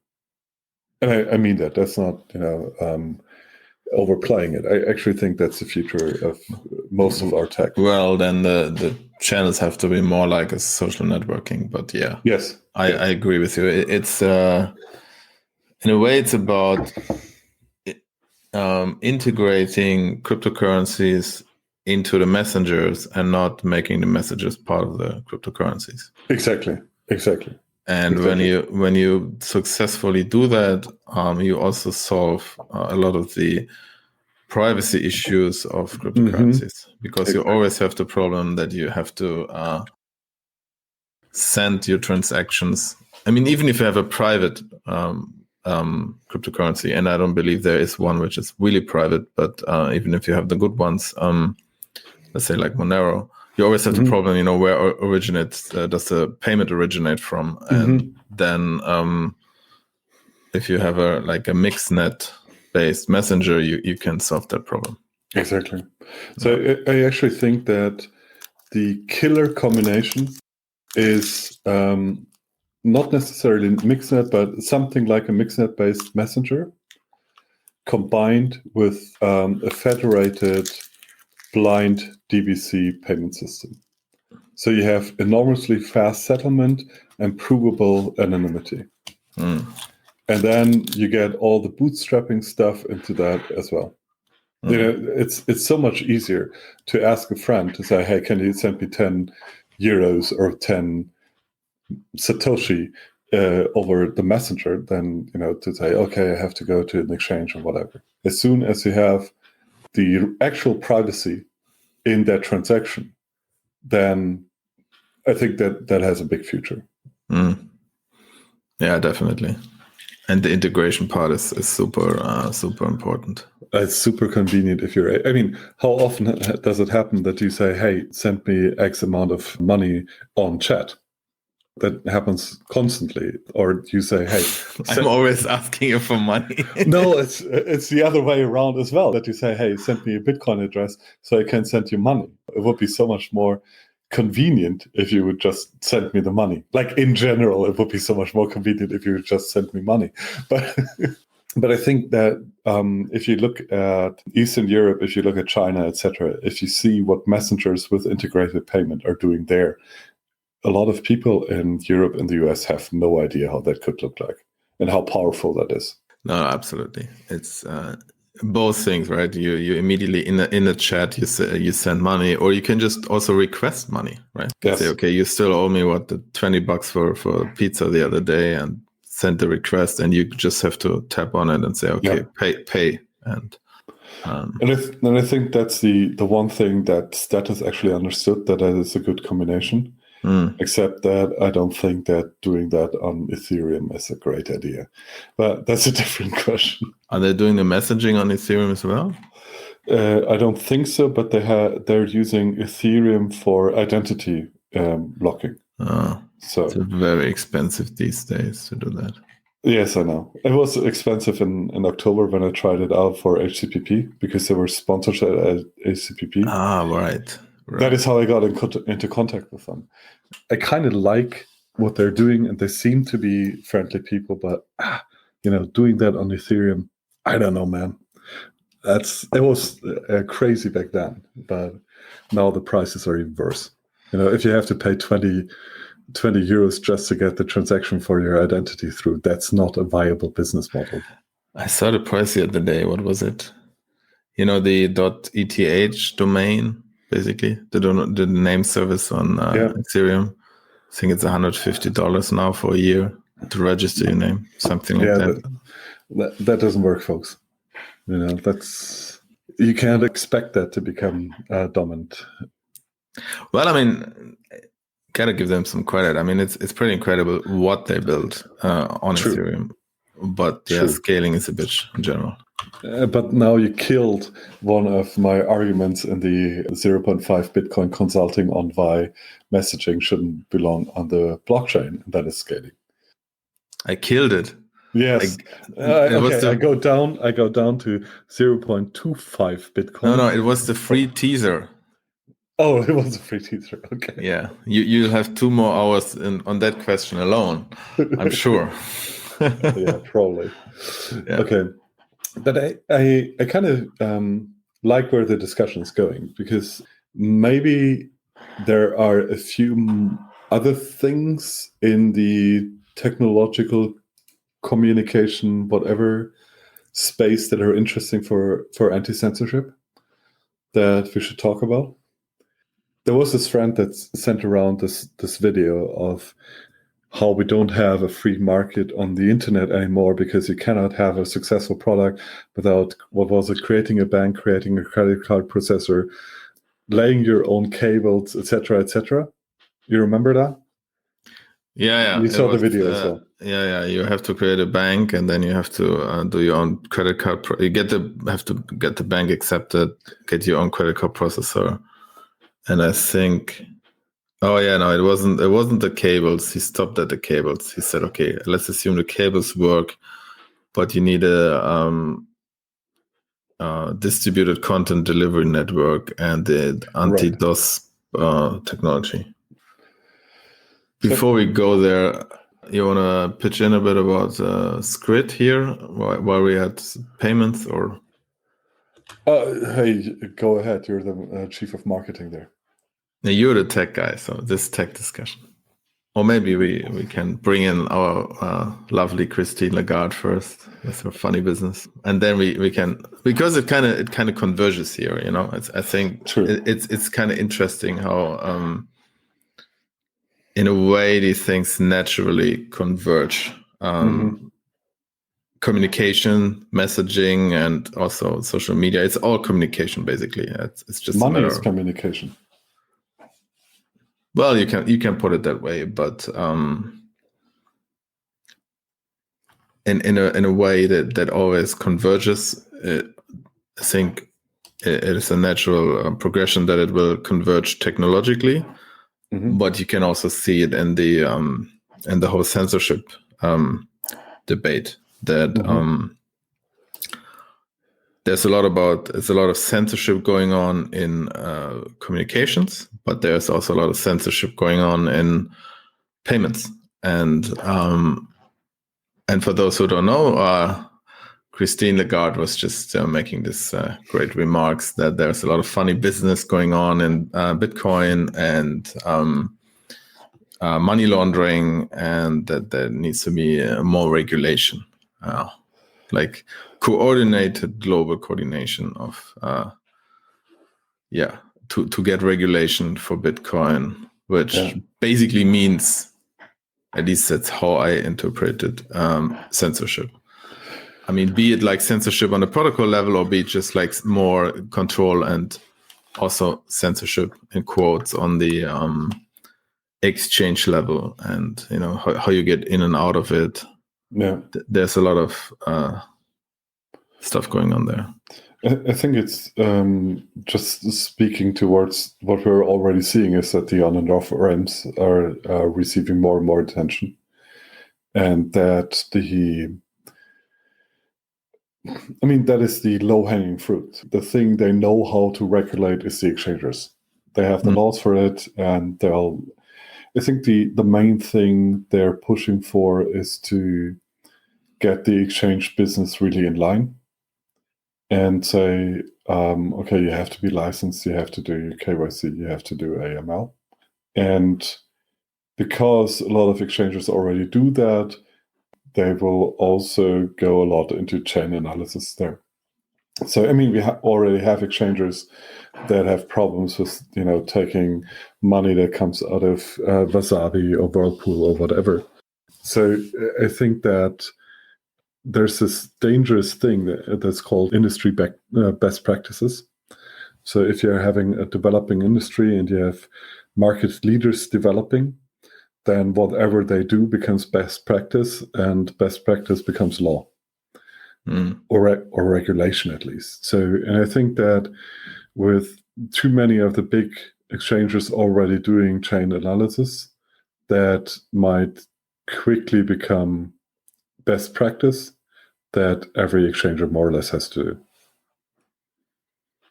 So that is where this is going. And I'm not so much thinking that they want to try controlling it on the protocol level, because they don't have to. If you do chain analysis and have the on and off ramps controlled, then you basically already have control over 99% of everything that's going on. You don't have to regulate it on a protocol level. Yes, we have seen a few states cracking down on miners recently. I think Iran was one of them, where they basically made mining illegal and shut it down. We've also seen, I can't remember what country it was that actually set up a national mining operation. So there's at least one nation state now that is officially into Bitcoin mining. No, I think there are at least two. I think at least two. If I recall correctly, in Venezuela, they kind of took the miners from people and mined for themselves. And I think in Iran as well, they kind of basically make you sell the Bitcoin to them to circumvent capital controls and basically get Bitcoin, if I recall correctly. I think that we might see more of that if you already have national control over the power grid and communications. It kind of makes sense to nationalize the miners. I'm actually really wondering if China is going to do that at one point. I kind of have this feeling that sooner or later China is going to officially nationalize them and not unofficially. And that's going to be an interesting thing. It's as soon as you have factually not public, but state-owned companies or state-controlled companies that have a large share of the mining market, that will be interesting what that means. Especially in the context, of IMF, World Trade Organization, World Bank, etc., and all those parties come together, FATF. That's going to be interesting conversations there. I really wonder if the Western anti-money laundering faction will actually be able to stand up against state-owned mining pools. The states that run their own mining pools, they're sovereign states, more or less. It will be interesting to see if the state-owned mining pools, how far they're going to push the "we want to be sovereign miners" agenda. Versus. Oh, you mean when they're trying to censor transactions on a protocol level if the state-owned miners? So that's an interesting incentive package that you get there. So it might actually be that Bitcoin in 10 years, it's going to be run by 50 rogue states, which I find hilarious, funny, and kind of cool from a cypherpunk and cyberpunk perspective. That would be really cool if all those bad, evil states of the, what was it called? The axis of evil? If the axis of evil would run Bitcoin versus the evil money laundering empire, that would be so hilarious. Oh boy, yeah. It's probably not what the maxis want, but it is pretty hilarious if you think about it. It's like, so basically the rogue states get kicked out of Swift, get blacklisted, and then they kind of nationalize the local Bitcoin miners and become part of this alternative settling layer. Which might be a net positive actually. I think because so they still confirm the transactions and control in unison the majority of the hash power. That would be quite hilarious, actually. Especially because they will support money laundering in the Western states. They couldn't care less about enforcing the money laundering laws in Western states, And if they get the transaction fees from illegal transactions. Why should they do that? So that could be, there must be a cyberpunk novel to be written about that. Kind of reminds me of Islands in the Net. I think it would be hilarious, and it might actually be a really good thing. Especially if it's rogue states. I mean, they can still censor their local transactions, and they probably will. But for Western citizens, that's actually a fascinating thing if that develops. I mean, I really, really want to listen in on those high-level political talks at international organizations there. That must be funny without end. Yeah, and it's not just the transaction fees. Mm-hmm. I think the transaction fees are the smallest part here, because you have a lot of people in the West who have actually crypto in significant amounts. And so they're going to make it much harder to on and off ramp. It's already hard. I mean, just as an example, I think the whole DeFi phenomenon we're seeing on Ethereum, mostly on Ethereum, I think it is driven in large parts by the fact that people have significant assets in that ecosystem, and they're not able to get it out. So they want to reinvest it, and that's driving the price there. And the same was happening, by the way, in Decred. When they actually launched, I don't know if you follow this, but they launched their DEX, distributed exchange. I think so far they support Bitcoin. I don't know if they already support Litecoin, but they're planning to support a few more, and they actually got significant volume, I think a third of Binance or something like that, and actually they had higher prices for Decred than on the others, and it was probably also driven by people who had Bitcoin. They couldn't or didn't want to go through official exchanges, and then wanted to diversify into an asset which has staking payouts. So what I'm getting with this is, I think that's a big driver too. If let's say the network of rogue states does that, it also, for them, it means that it attracts capital. They allow the capital to flow to them. I mean, you can already see that we're going on a big tangent here, but like that's what this podcast is about. After all, we're basically just talking, anyways. Right? I mean, Russia is now thinking of offering investment visas, like a citizenship, and for business, and also just for real estate investment. They're probably I think they're planning to introduce it this year. So you can already see it in a way that a lot of these rogue, or not, let's say not so popular states, they're already playing that game, and think people with capital and to give them a good deal for it. Because still one of the most valuable assets you can have is actually the right passport and the support by the right state. All the money on the world doesn't help you if you're in the US. They're going to tax the shit out of you no matter where you actually live. They're going to put you in jail for a little bit of money laundering. Russia is more lenient there. Getting the support of the Russian state by getting the passport, I think they don't extradite their citizens. They don't. So that is an interesting second passport if you can have it. And throw in, what is it? Like 5 Bitcoins today? 5 Bitcoin investment gets you a Russian citizenship? That's probably where it will land.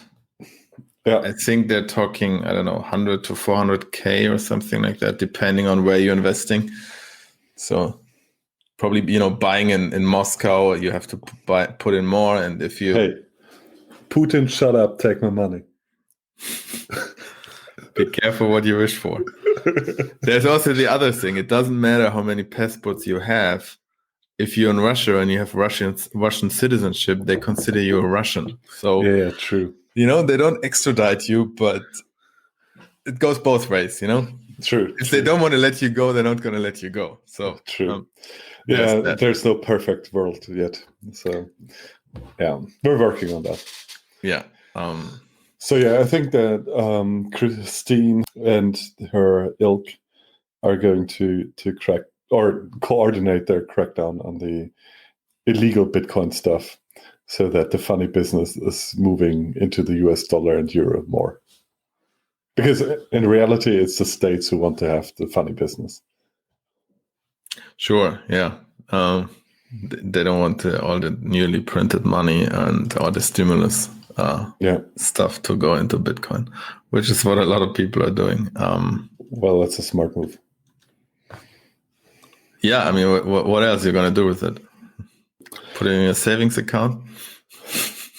You can always send it to Cypherpunk Bitstream. We take dirty fiat. Yes. In the mail. Of all kinds.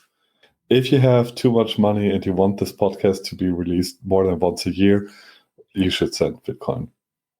Or anything else, We pretty much take it all. Yeah. We take it all. The only thing we don't take is illegal drugs, simply because of the technicalities of handling them. So, yeah, that's a bit. No payment in cocaine, please. Yeah, that would be better. Where does Scrit tie into this? Well, so the Scrit, just to recap that, is a project that we started 2.5 years ago, I think.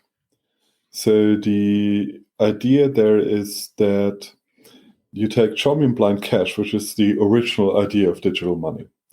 It's basically a signed certificate of ownership for money that you can exchange with a mint, get a new certificate. The old certificate is devalidated. You have a signature on that certificate. And that makes basically unique digital money. And it's from the late 80s, the idea. And the interesting thing with Chromium Cash is that it's actually provable untraceable, because it's based on blind signatures. And the problem so far has been that it has a high issuer risk, because you have this one party that signs everything that can basically invent money out of thin air. If that one party goes down, you cannot use your money anymore. And that's not really something that you want to rely on. And so our project was to actually look at the possibility of having Chromium Blind Cash, but in a decentralized, distributed manner. So not have one party that you have to rely on, but spread the trust over multiple parties. And the result of that is Scrit, which is a protocol that has had its ups and downs over those 2 years, 2.5 years. But we actually cracked the problem. So we do have a protocol for distributed federalized Chromium Blind Cash. So it means that you have a group of issuers that only when they work together in a quorum can issue new money. And the payment system can survive if a certain number of those issuers actually disappear. The interesting thing is that we still keep all the features of Chromium Digital Cash. That it is completely untraceable. You cannot see where money goes to. It's completely anonymous. And it is incredibly fast and cheap. So running something like that, we have an implementation that basically does a transaction within 250 milliseconds with the whole federation of issuers on a simulated network, we have to say. So we don't have client code for that right now. But Scrit basically means decentralized, completely anonymous, extremely fast payments. And how could you use that with Bitcoin, for example? Well, the interesting thing is that due to the multi-sig capabilities of Bitcoin, you can make the issuing federation of Scrit also the group that together owns Bitcoin.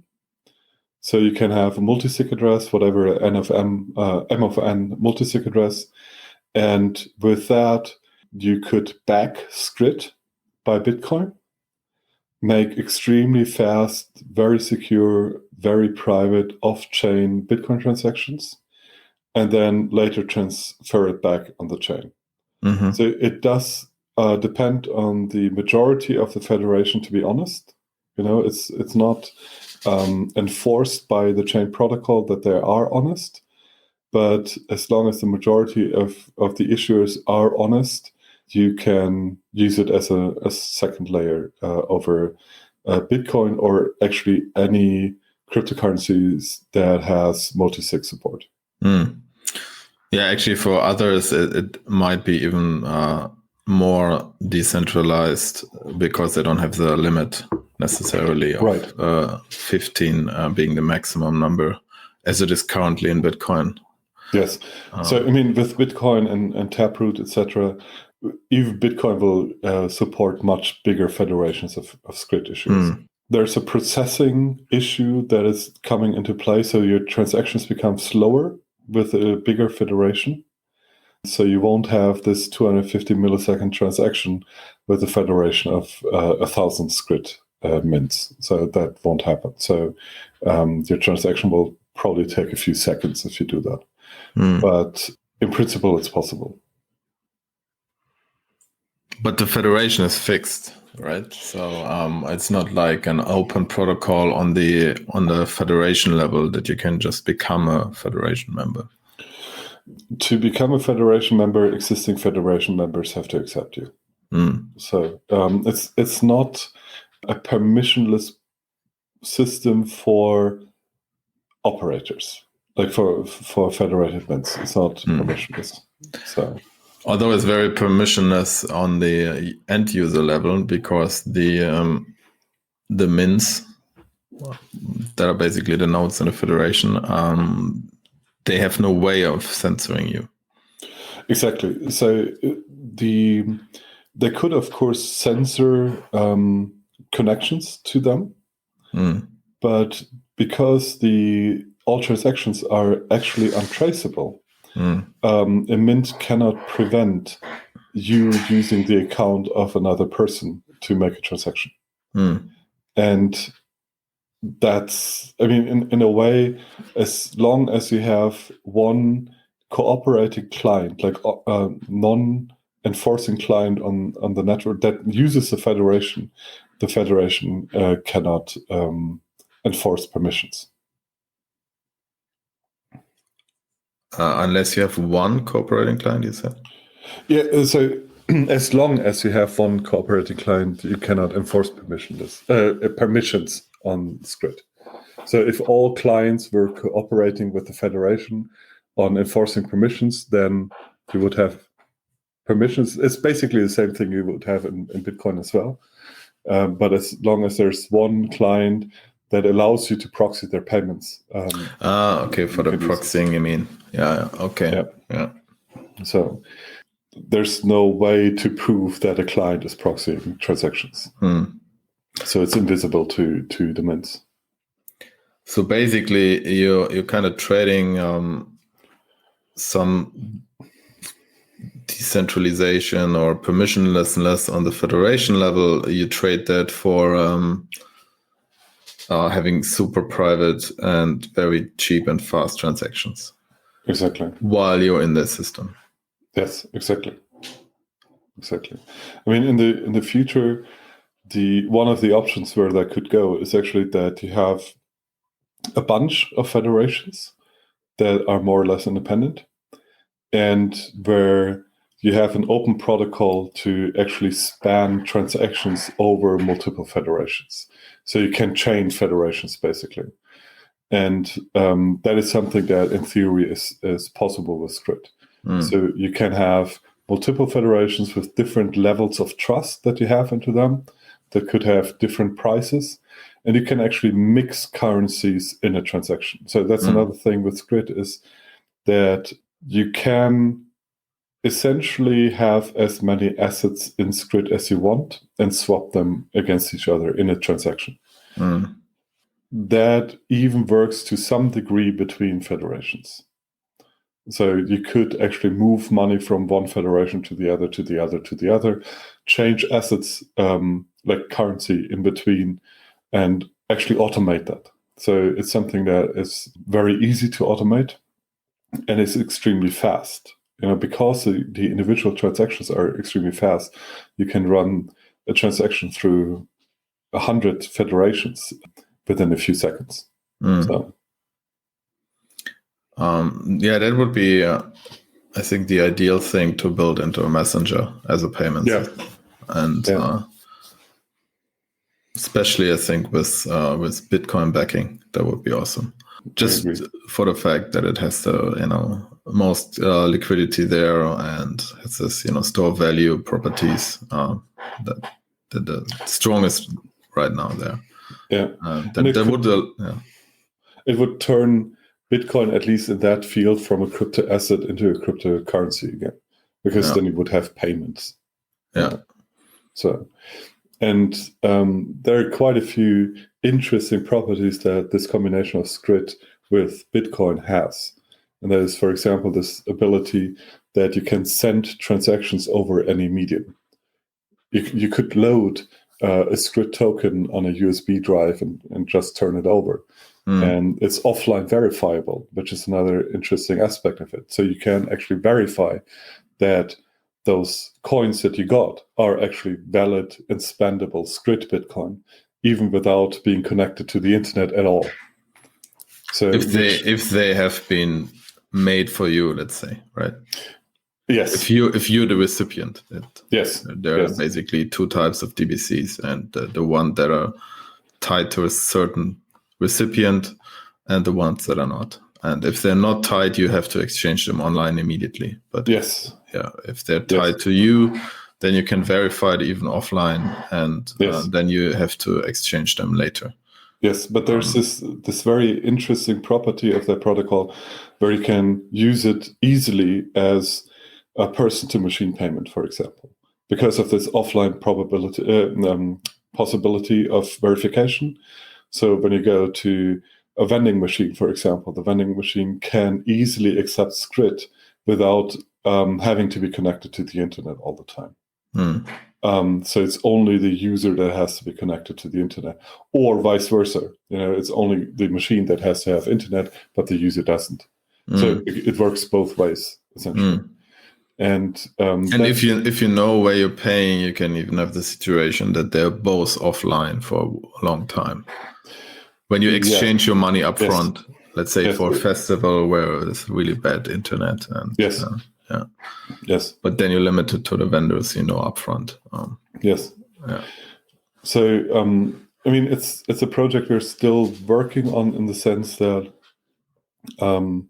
we have all the protocol and code for that we have done, and we're now going to figure out how to put that into products, actually, or figure out how to monetize it. There's thousands of hours of work in there by now. So don't get your hopes up that it's going to be on GitHub next week. So we'll have to figure out what to do with that in the near future. The big question is really where we want to go with that. That's undecided. There are a lot of things you could do with it, but first we wanted to solve the theoretical abstract problem, and now we're going to see what follows with that. So I think we'll see that in 2021, what we're going to do with Scrit. All right, enough of the shameless self-plug. We're just sharing. Just sharing, yeah. It's our great marketing skills at work.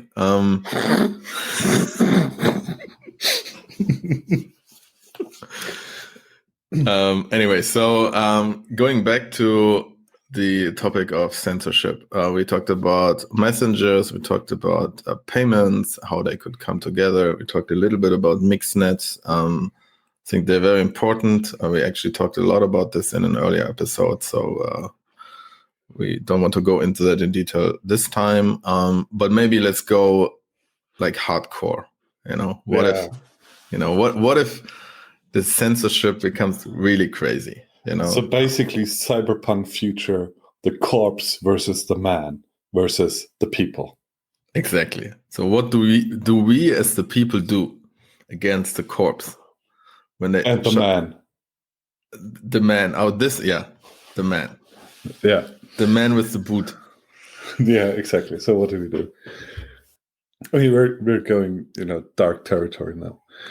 So what we're seeing right now with a lot of technology is we basically have those two strains. We have the corpse strain and we have the open source, the people strain in technological development, in my opinion. So if you look at the corpse shit, it gets more and more complicated. The stacks get bigger and bigger. There's more and more complexity, more and more isolation. You need relatively modern hardware if you really want to participate in all the modern shit. And we also mentioned that general purpose computing is kind of on the way out, maybe a little bit. So I kind of like this, looking at the internet as from the eyes of alternative history, basically. Because a lot of things that happened over the last 10, 15, 20 years, they're not natural in the sense that they had to happen. It's more like they're technological choices.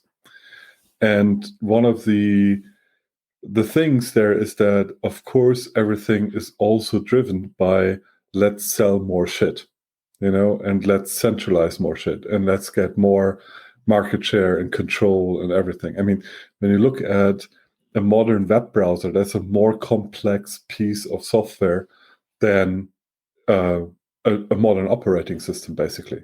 Mm-hmm. If you look at Chrome or of Firefox or whatever, the rendering engines alone, the amount of features they pack into that, it's crazy.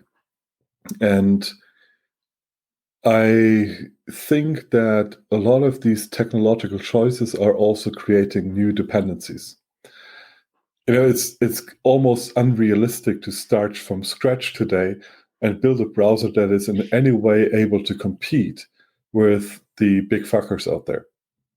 Basically, you only have Apple and Google really doing browsers. I mean, yeah, Firefox is there as well, but Google really dominates the standardization process, what features are really pushed to the W3C and stuff like that. So in a way, the browser is already a corporate tool, in my opinion. Because of just the complexity. Because of the complexity. It's not so much even, I think it's not so much, it's not even competing. It's just getting a modern browser to actually work. Yeah. Is impossible for a small team. Yeah. And I mean, even if you look at Firefox wouldn't survive without getting a shit ton of money from Google. I mean, it's possibly, when you look at Apple's Safari, they were able to make some choices that really improved privacy on the web. And everybody's freaking out. Like the marketers are freaking out. So, for example, like cookie isolation and stuff like that, that's tangible improvement of privacy. And they can do that because they have their own browser engine and they're not really dependent on anybody when it comes to building the browser. But the same choices I would have loved to see from Firefox. If they go too far, they are going to piss off the people that actually pay the Firefox Foundation. So I think they're in this position between a rock and a hard place. On the one hand, they kind of want to go forward, but on the other hand, they can't. But the other thing with them is also that I think that in the recent debate over Parler and censoring the internet, there was a statement by the CEO of Firefox, of Mozilla Foundation, that basically said, we have to kick those people out of so much more than just hosting. So there's this pro censorship statement that the CEO of the Mozilla Foundation actually made, which I find problematic. And the worst thing that could possibly happen to us right now is if browsers would block content on the machine for political reasons. And one should consider that that is not impossible, because we already have censorship engines built into all major browsers. What do you mean, like the DRM systems? Or?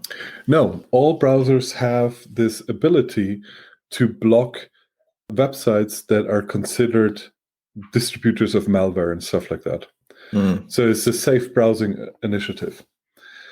And you have this list, it's not really a list, but you have this data blob that describes evil websites. You don't even know what's in there. And the browser can enforce that if you enable it.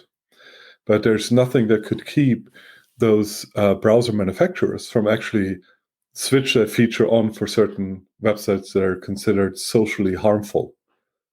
If you have to kick out Parler and people from Twitter because they're a threat to the survival of civilization, then why not do that in the browser as well?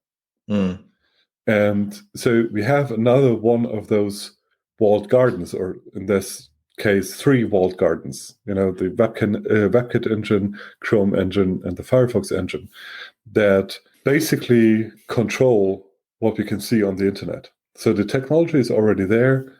It's switched on by default, but you can disable it. So you can disable safe browsing.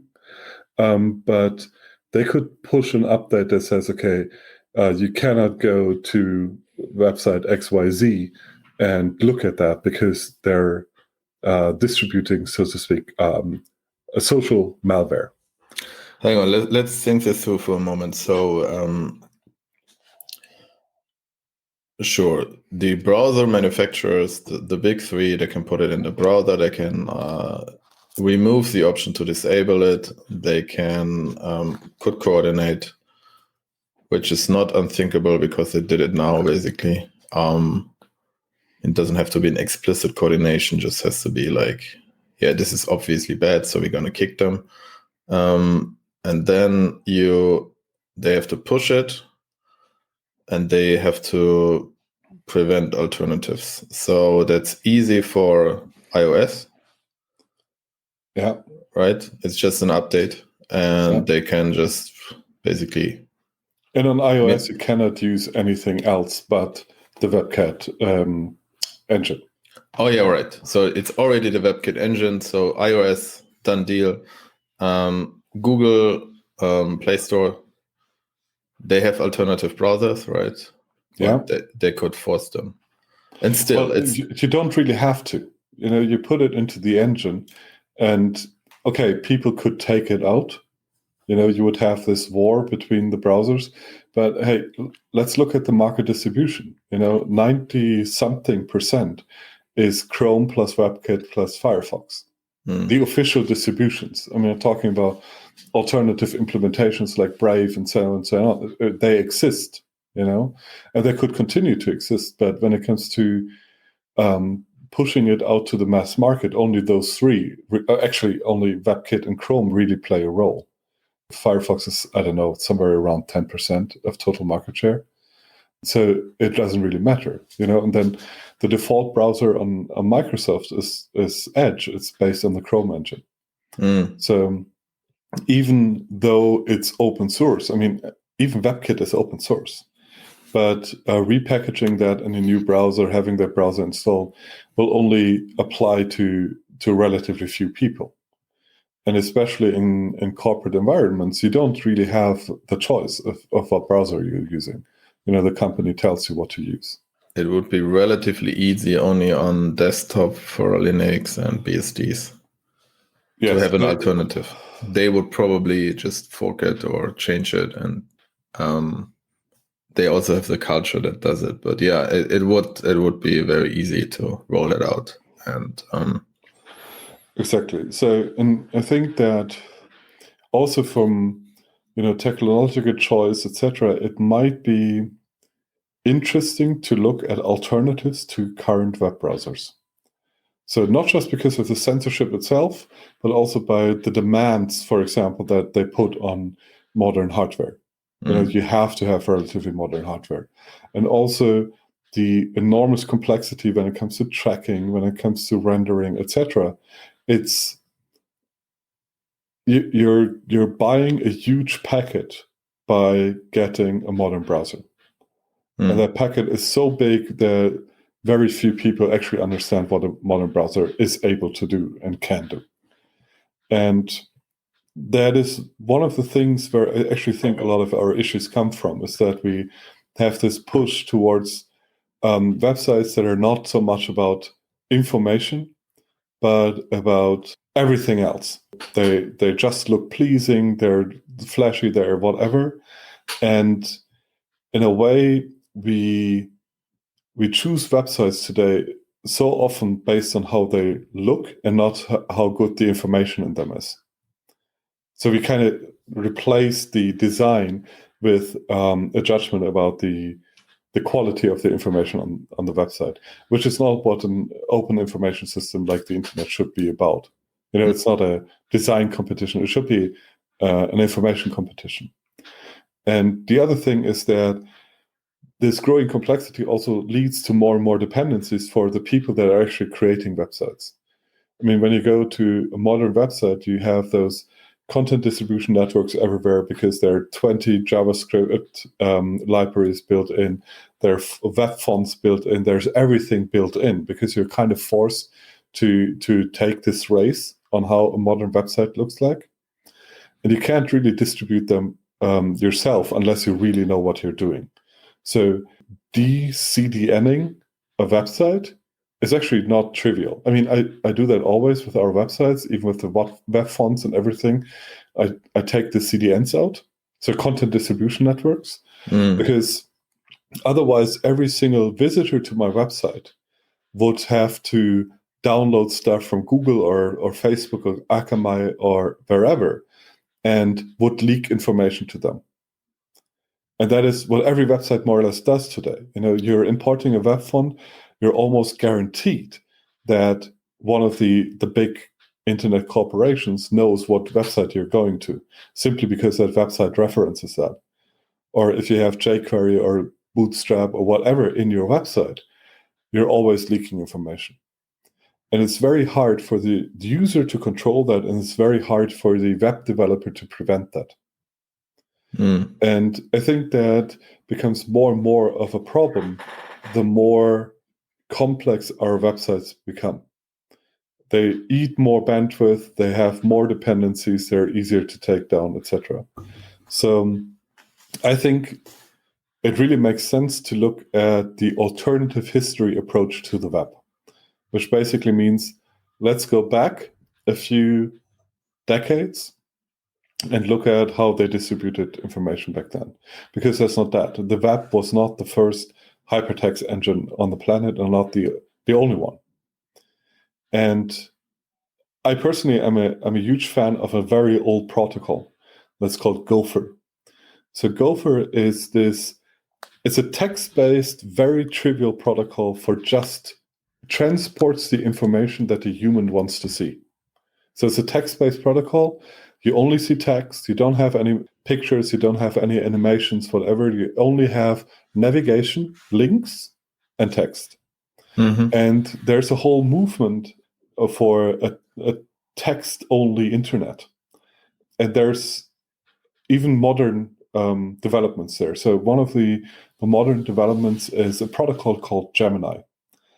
And Gemini is this mixture of modern SSL-based connections, a few lessons learned from HTTP, but very minimal, and Markdown.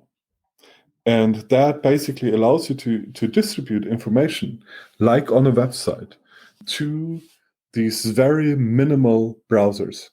So a Gemini browser, you can probably implement that in under 1,000 lines of code. Like literal markdown, so for text formatting, but without the full capabilities of HTML markup?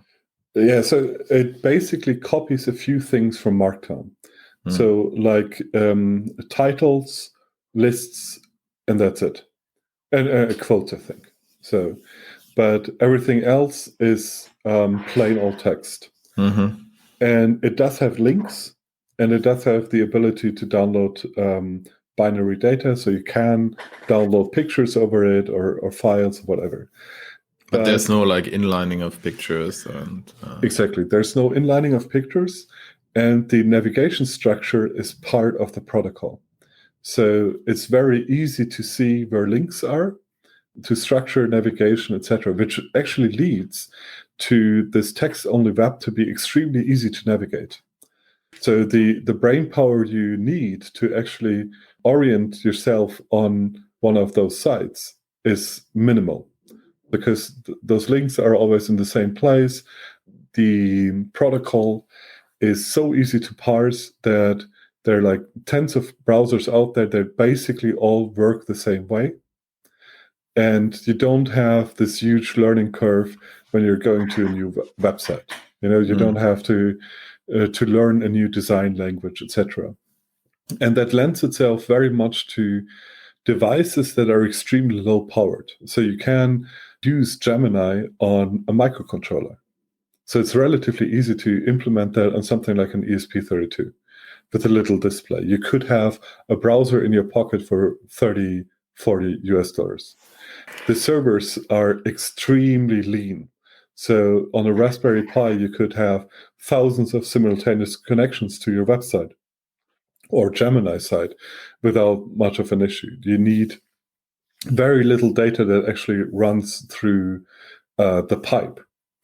And that makes it actually a very interesting field, in my opinion, if you're information centric. What you're really about is retrieving information, searching for things, etc. Then I think the text-based internet is really interesting. And the other thing is that it's actually very secure because of the very, very small stack that they're using there. It's very easy to build systems that are very small when it comes to the code side, have very little complexity, very little state. They don't need any local storage, etc., which allows you to build more secure software more easily. I'm actually a huge fan of that. And there's another aspect of that, and that is these protocols are inherently private. So it's very hard to build any tracking into them because they just don't have the features for setting cookies, for doing tracking, etc., etc. So, for example, with Gemini, if you really would want to have an account there on a Gemini website, it would only use TLS certificates for authentication. There are no cookies, nothing like that, no state that is really shared. And the browsers in this field actually allow you to create a TLS certificate as a client for websites if you want that. So it's very highly integrated already, even though it's just a couple of hundred people working in that field in total. But it's a totally new thing, right? It's inspired by Gopher, but it's a new development. Gemini is maybe 2 years old. So Gopher is, I don't know, very old. It's older than the web, I think. Yeah, for sure. And there has always been this parallel web that was the Gopher space, where you always had websites or Gopher sites. And with Gemini, that's basically the modern upgraded version of Gopher protocol. And including mobile browsers. So there are actually mobile browsers for iOS and Android to access Gemini websites. And there's actually a really big part of the Tor and I2P darknet are actually Gemini sites now, because the bandwidth constraints that you have with Tor and I2P, they lend themselves to having those extremely lean systems. And Gemini is a perfect protocol for that. And it's extremely simple to run a site like that because you don't need much of HTML knowledge or anything. It's a protocol that you can basically learn in an hour. You know how to build a Gemini website or a Gemini site. It's extremely easy.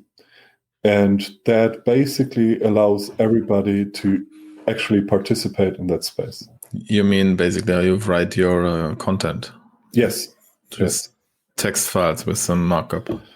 It's text files, and you basically learn 3 markup styles, or 4 maybe, and that's it. And it's extremely easy to parse, extremely compact and fast. I mean, Gemini sites are brutally fast, even from a mobile device, whatever. You basically transfer the whole site within a few packages. So it lends itself to very, very small internet pipes, which, if we take this threat of censorship further, it might be one of the things that we might be confronted with in the future. So what actually happens if net neutrality dies? What actually happens if they, in general, censor DNS, domain registrations, and actually the IP protocols themselves?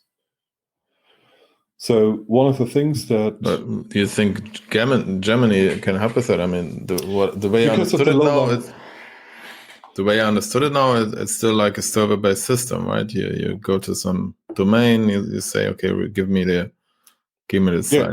Let's go through the stack. If you're going to the website, you basically rely on 3 things. That is, that there's a link, a TCP/IP link between you and the website. You mean normal websites now? Yes, any site right now. It's TCP/IP protocol link. You need DNS to resolve the name, and you need a registrar that basically says that the domain is registered, who it belongs to, and who has access to the DNS control for that. So that's the 3 things. You mean as separate things, the DNS infrastructure in general, and then the registrar who seeds it, so to speak. Yeah. Exactly. And let's go through all of them. So sorry to interrupt, but and you would say, okay, HTTP and all of the rest of it, that's basically higher level, right? You need the TCP/IP link, and that's it. Yes. And you need basically DNS plus registrar for the addressing. Exactly. Yeah. So when it comes to, let's start with the registrar. So the interesting thing is that I actually think that the question of identity is, and that is what domains really are. They're identities. They're reference that are controlled by a person, and they're unique. They're useful for addressing something. And that is actually where I think that blockchain really plays a role. I'm sometimes jokingly saying, well, not that jokingly saying, that blockchain, the real use for blockchains is only identity. And one of the big things there is names for websites. And we have, in the past we had stuff like Namecoin. Possibly somebody remembers that. So it was this blockchain-based approach to create names and records on a blockchain that you could register and then use, for example, to link websites to. So it would replace the normal registrar hierarchy that we have in the internet. And there's a new implementation. It's a different protocol, but it's also a blockchain-based name registration protocol, and that's Handshake. So Handshake allows you to register a name based on a blockchain, and then use it for DNS resolving. So they have a built-in DNS resolver, and you can link on the blockchain who owns a certain name and run the DNS resolving for that name, secured by the blockchain. And that basically replaces the registrars. And it works actually quite well. It's a little bit fat, but it's getting there. I think there's a lot of development there. And it also allows you to link other DNS-specific data to the blockchain. So, for example, it supports DNSSEC, which allows you to sign your DNS records, which allows you, in turn, to link the certificate, the TLS certificate of your website, to the blockchain directly, which means it replaces the need for certificate authorities for securing your traffic. It makes it extremely hard for replacing, like man in the middling, your traffic by issuing a false certificate by an accepted registrar. Handshake, you said. Handshake, yeah. And there's also blockchain-based system, totally different. It is blockchain-based. So the ownership is basically blockchain, and the rest is DNS. And it integrates actually pretty well. So there are actually providers right now that allow you to use handshake domains, DNS providers that allow you to use handshake domains for surfing. So it's really easy to set up, actually. We'll put links in the show notes for that. And that would basically replace the need for a registrar and for the DNS root servers. So you're throwing away part of that controllable infrastructure and break it down to just needing a TCP/IP link. Namecoin is also still around, but it seems to be dying in terms of... sadly. I always like Namecoin. Was a great idea. So if we then only have the TCP/IP link, then there are two approaches that could happen. So number one is the censor could blacklist or whitelist on the link. So it could say either we're blocking certain websites only that are really bad, or it could say we're only allowing known good websites. So those are the two approaches that you have on the TCP/IP link. And when it comes to blacklisting, I think we already have a lot of circumvention technologies there. So be it VPNs, be it Tor, be it I2P.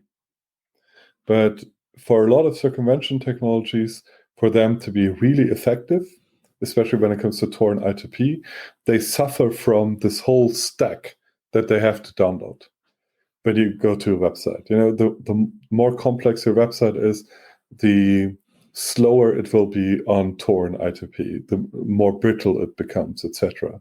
So actually having something extremely lean, like Gemini, speeds the whole process up dramatically.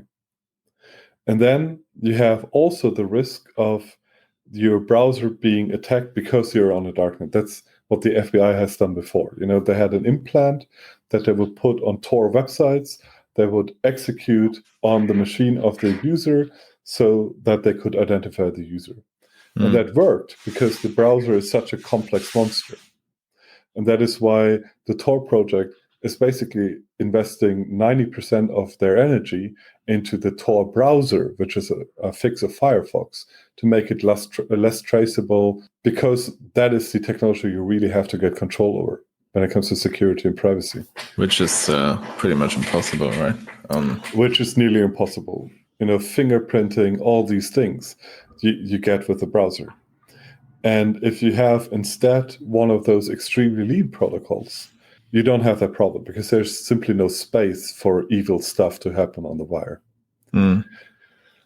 We could also get whitelisting. So whitelisting is the state or the company running networks is saying we only allow certain websites through that we know are good. And that's a real issue. Because then the neutrality of the net and the global reachability of the net is basically only there for people that you're allowed to talk to. And then you're fucked. Then the internet, in this universal sense, doesn't exist for you anymore. And you see that already, you know, in China, well, regions of China, you already have that. The same is true if you, for example, have internet from Facebook. So Facebook in a lot of developing countries is offering internet, But what they mean with that is basically Facebook. So you can reach Facebook plus a few other things, but there's no general access to the internet. A similar thing, I think, might actually happen with stuff like satellite internet, Starlink. You're basically having this global internet access that is controlled by a company in the US, and everybody becomes dependent on it because, hey, it's the internet that is available. So why Private company, invest? right? It's a private company, so why invest in wires? If you have internet over satellite, and then if they decide to fuck with you, you're doomed. So I think it really becomes necessary to think about how to have something like an internet-like infrastructure that we build on our own. Well, maybe if we zoom out here for a little, if you look at the entire stack, you have the application layer, like the web browsers. Then you have operating system. Then you have your device, and then you have networking layer. Of course there is more, but simplifying. These are, I think, the important ones. And like you were already saying, okay, in a way, if you really want free internet or free communication, you kind of have to bring the complexity down of the application layer to a manageable state. Then you need, on the device layer, you need general purpose computing. Yeah. And there, the most realistic things are in lower complexity. That kind of goes together with the applications, because, when you have these super complex web browsers with, very demanding websites or even just demanding apps, you need very powerful computing, and that's kind of hard to do. But if you have simpler protocols, you can get away with also much simpler hardware, which can be open source hardware. I mean, we already see that. So we have this very small ARM processors, very cheap ARM processors that are getting out, but also the whole RISC-V stack, which is really interesting. And those things are not as hugely powerful as your big Intel or AMD processor. Yeah. But they're cheap. I mean, look at the Raspberry Pi. It's basically a full computer for 50 euros. And then the same thing goes for the networking layer. If you want to build alternatives there, or even things like SneakerNet, it's much easier with less demanding protocols, which use less data or which are capable of being used asynchronously. I mean, things like, let's say, to go back to the Gopher and Gemini universe. I don't know much about Gemini, but like Gopher, you can download basically the entire Gopher net easily in an hour.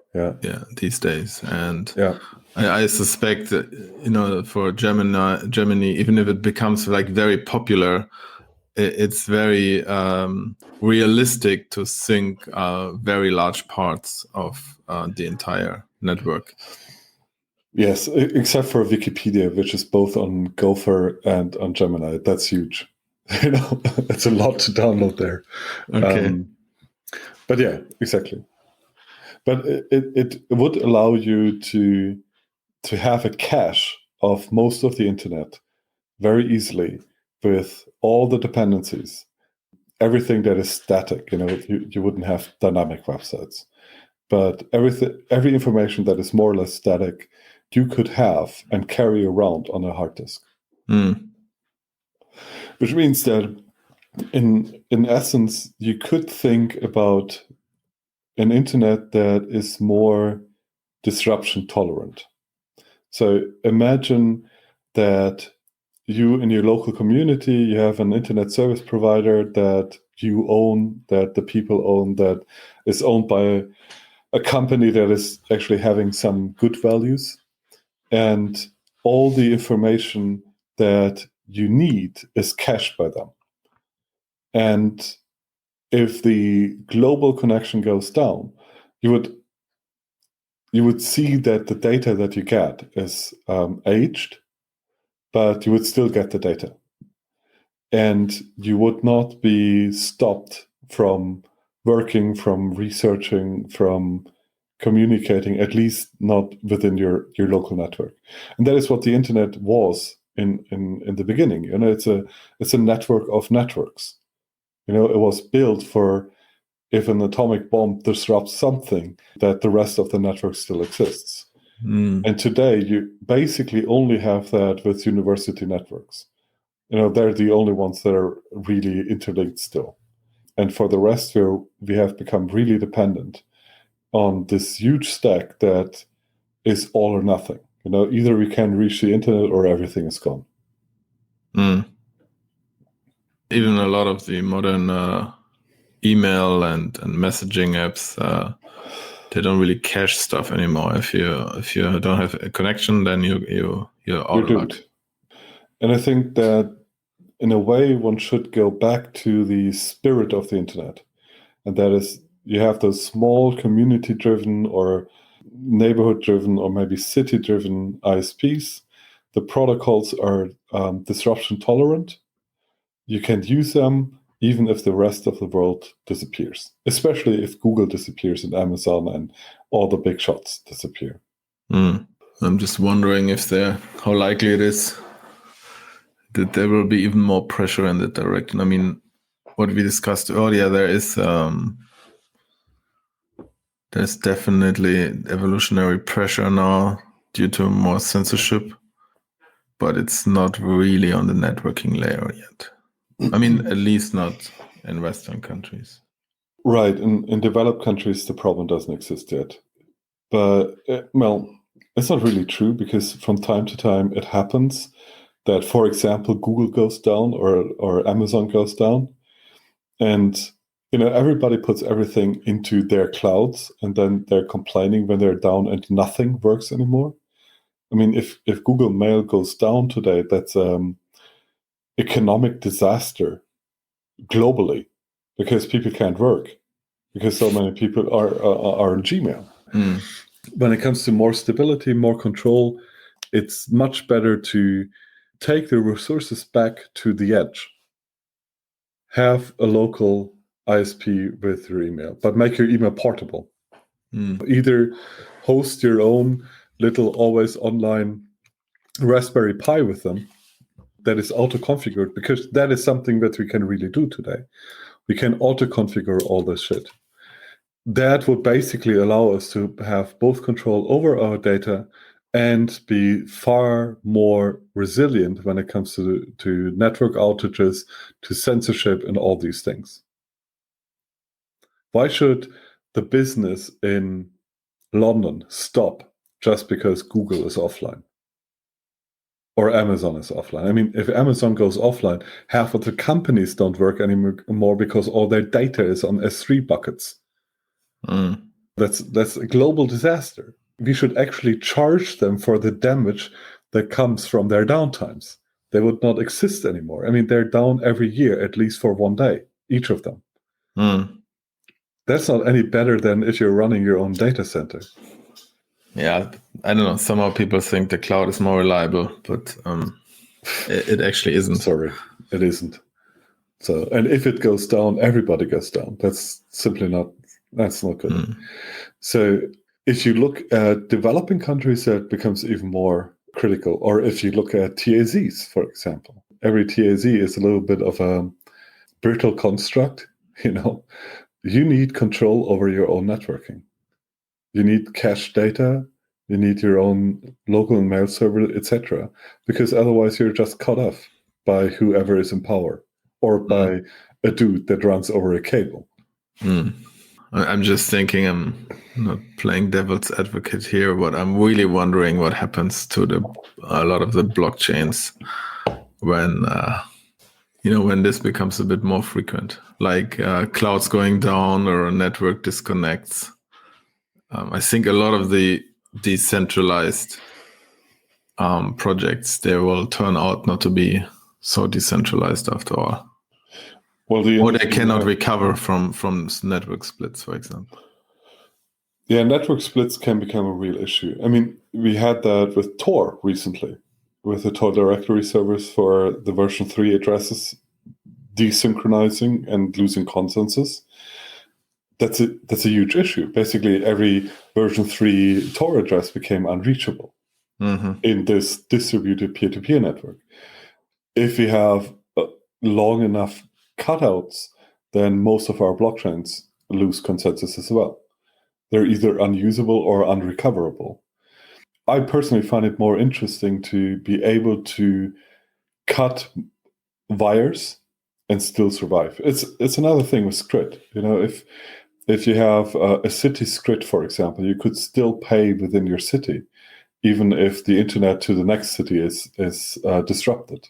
And I think that is something that we might have to put into our threat models in the future. I mean, look at all the cyber war talk that is going on. Look at all the cyber crime talk that is going on. Look at how brittle our infrastructure is in general. We have outages all the time, be it power, be it internet. It happens all the time. And it will happen more and more. And the damages created by that are going to increase more and more if we rely on the internet to exist for everything. Instead of saying it's enough that our local internet exists for most of our tasks, and then for the stuff where we actually have to reach somebody on the other side of the planet, then yes, of course, we rely on those links. But why do I need Google or Amazon or Cloudflare or whatever to reach my neighbor? That's the crazy thing. Then our packages are traveling around the world, even if we're just talking to somebody who's on the next side of the street. Taking our data or communication more to the edge again creates a more resilient, harder to censor, harder to manipulate network for everybody. And it's not just about peer-to-peer. Peer-to-peer is something, if you create a peer-to-peer network that is global and where everybody is really the same, then a global network disruption is a problem for you. It's a problem for your protocol. I'm just saying Tor. But if you run federated networks, local data centers, of course you can have backups everywhere on the world. Then this becomes very different. Because most of the data we need could be cached, and most of the communication is local anyways. And the interesting thing is, if you do that, then we already have a lot of wire technologies that we can use. Like, how do we actually connect to each other physically? Because we already have things like Wi-Fi networks that, even though they have low bandwidth, still would allow those lean protocols to work. You can send emails over them. You can use Gemini over them. You could use stuff like Scrit over them, etc., etc. So, XMPP works, Matrix would work, etc. And because they're federated, the local network could still operate over those links, while the global network has become unavailable. There can be Wi-Fi mesh networks. There can also be stuff like rogue fiber. Sometimes you can just run a cable down the street without asking for permission. What do you mean by rogue fiber? Well, it's something we have done, I think, 3 times now. And that is this: you want to connect 2 apartments that are 100 meters away on the same street. What do? In this case that I'm talking about, we just ran a fiber cable. Like, there are those fiber pairs with a little steel wire. So they're relatively stable and relatively cheap. We just ran that over the roofs on the street. So just down the street over the roof, nobody notices, and you have a 10 gigabits connection end to end. Doing something like that, it's actually not expensive. There was maybe a €200 cost to do that. And climbing on roofs. But it is something that is available to us now, especially in, basically everywhere. You can do it if you own the property in a rural environment, you run it on your fence posts. And if you're in an urban environment, you run it over the roofs, or if you can reach the subway network somewhere, you run it into the subway network, and then the whole city becomes available. So there's a lot of space where we can actually run alternative networks. And when we cannot make an actual wire connection, we do have things like point-to-point Wi-Fi networks that are relatively stable. We have stuff like laser fiber, which is basically directional laser links that work for a couple of 100 meters very well, as long as the weather is not too bad. So stuff like that is available. So we can build our own local internets. And it's not that we have to invent all that stuff, because in developing countries, you already run internet like that. You know, if you're in Africa somewhere or in Central America, a lot of your networks will be Wi-Fi mesh networks, or your internet provider will be a wireless internet provider that gives you a Wi-Fi link. So all that stuff actually widely exists, and you can build this micro ISPs on a per street level without much of a problem right now. You know, it's existing tech. And for longer distances, as long as they're only controlling the TCP/IP stack, you could use dark fiber as well. So dark fiber is fiber optic links by the big companies where you don't rent traffic on, but you rent a complete fiber pair from them and run whatever you want on them. There's this middle thing between dark fiber and actually getting IP pairing, and that is MPLS access. So that basically means that you have this virtual private network over their networks that is not TCP/IP, where you can run Ethernet over, for example. So there's a gradient between the censorship that they can do, will do, and what you can do in response to it. So you can basically, if they're blocking DNS, you go to handshake. If they're blocking TCP/IP or controlling TCP/IP, you go to MPLS. If they're controlling MPLS, you go to dark fiber. If they're controlling dark fiber, you go rogue fiber and mesh networks. And if they're blocking the spectrum, then you take those mirrored internets and put them on something operated by data modes.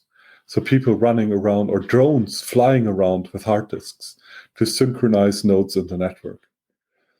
And all that tech actually exists, so we can maintain all those things. You know, it's not reinventing the wheel. You could have your copy of Wikipedia flying with a quadricopter between two cities to synchronize edits, for example. Or the emails that are sent from one city to the other, they would end up on a hard disk and a drone flying over synchronizing that. And fascinatingly, you can probably get really big bandwidth through that, because storage media is relatively small, relatively compact, and relatively cheap. So even if it takes an hour or two for the drone to fly, you can transport terabytes of data with one direction. Okay, the ping times are really bad.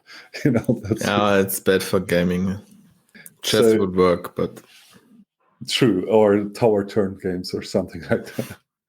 We are really used to this global synchronous network, and it has to really be global to work, and it has to be really synchronous to work. But that is, in my opinion, that's the corporate net. You know, we're dependent on all of them all the time. And the alternative to that is like the asynchronous punk net, you know, where flying hard disks interconnect us, where we have mirrors of the most important data, where we have local mail servers that synchronize with each other, and federated chat networks, federated currencies that work even if the man and the corpse try to shut everything down. Yeah, I really like the vision, and but I'm really wondering, what would it take that there is more proactive development? To me, it seems all very reactive. You know, it's like now this, move to Signal, move to Telegram. Oh my God, Twitter is censoring. I mean, they've been censoring before. It just turned it up a notch, and it seems to be all very reactive, and it's all very like the next closest step. Like we talked about earlier. It's like, okay, yeah, now they go on Telegram or Signal because it's there. It's better, arguably, but it's not like fundamentally solving anything. So yeah, maybe I'm just too pessimistic, but I'm really wondering what would it take, I think that the mass of the market is always reactive. Because they're consumers. They buy. They take something that others created. And that is always what they do. If you're a creator and you're driven by fame or money, then you're catering to the masses. So you're reactive as well. When you look at the projects that are actually run in the space, they're run by idealists and activists. And that's the only thing that works there right now. For me, the more interesting question is, how can we make sure that all our things continue to work, even if we are driven by a lot of events into that situation where we need data mules? So it's mostly about the assumptions of developers about how the internet is going to look like. If you always assume that it's there, then you will always build protocols that only work when it's there. And maybe events like parlor takedown and statements by Firefox and whatever, maybe those events actually tell a lot of us that the global internet as a dependency is a problem. Yeah, my inner status would like to let the chaos monkey loose on the internet. Yes. That will happen. I actually predict that for 2021. Outages? Yeah. Internet outages? Yeah? Yeah. Really? Why? Yes. Overload? I have it's an intuition. So I don't have really a proof for that. But on Christmas morning, 25th of December, we had the Nashville attack. You remember that? No, Nashville attack. So in Nashville, Tennessee, USA, in front of the AT&T distribution center, somebody exploded a bomb. Yeah, this van or like RV it was, right? Yeah. Where where the loudspeaker announced it up front and said, leave the area or something. Exactly. Yeah. Exactly. And I find this event actually one of the most interesting events of 2020. Because it targeted cables or like a hub. In my opinion, it was an infrastructure attack. So no matter what media and blah, blah, blah is saying about the attack, and it's actually interesting how much they played it down and tried to make it small.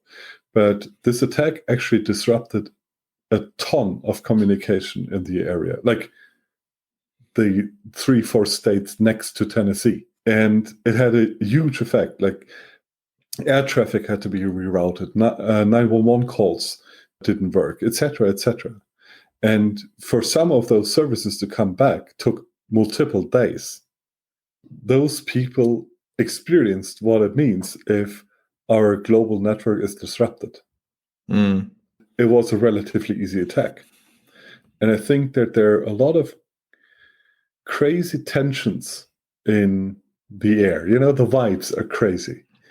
And even mad people are empowered by technology.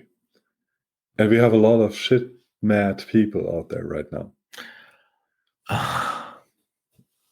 I'm just thinking that in a way it's the obvious move, right? It's totally obvious. I mean, you have let's say you have big corp or whoever, the state, whoever is doing it, censoring heavily. Which, like you said earlier, in the US, what we see right now, it's the establishment. but where there's an establishment, there's also the anti or the non-establishment. So they are censored. So what did it do? Censor back, right? That Anyway, is one of the interpretations of that, yeah? Yeah, I mean, that's, or not, I mean, well, let's put it that way. What does censorship mean? Censorship means that you reduce the ability of the opponent, the groups being censored, to communicate and to coordinate. Yes. Right? And what does the opponent do? He does that with you. Yeah. Just with different means. So, Exactly. and that also goes to the cyber war discussion, that it's not like in situations, let's say in the US, where you have different factions being let's say fighting each other or in conflict, let's put it that way, being in conflict. The same goes for states, right? It's that would be you start a cyber war, or you do attacks like this, and they're relatively easy, relatively cheap, and you can, the quotes beauty of it is you don't even have to declare war. One of the interesting things, kind of, it's all vibes, so there's no real argument, but we currently have the situation that societies become more polarized and the people become more extreme on all sides. And it's not just two factions, it's many. And the other thing is that a lot of those people on either side are medium smart, or at least empowered by technology. And they basically have all the information at their fingertips to actually create disruption. As you said, it's an obvious tactic to do that. So if you look at the US, for example, right now, the US, when it comes to their society, they're basically fucked. Let's face it. They don't work anymore as a society. And sorry, US listeners, but you're fucked. You're fucked. So, and that's not going to go away quickly.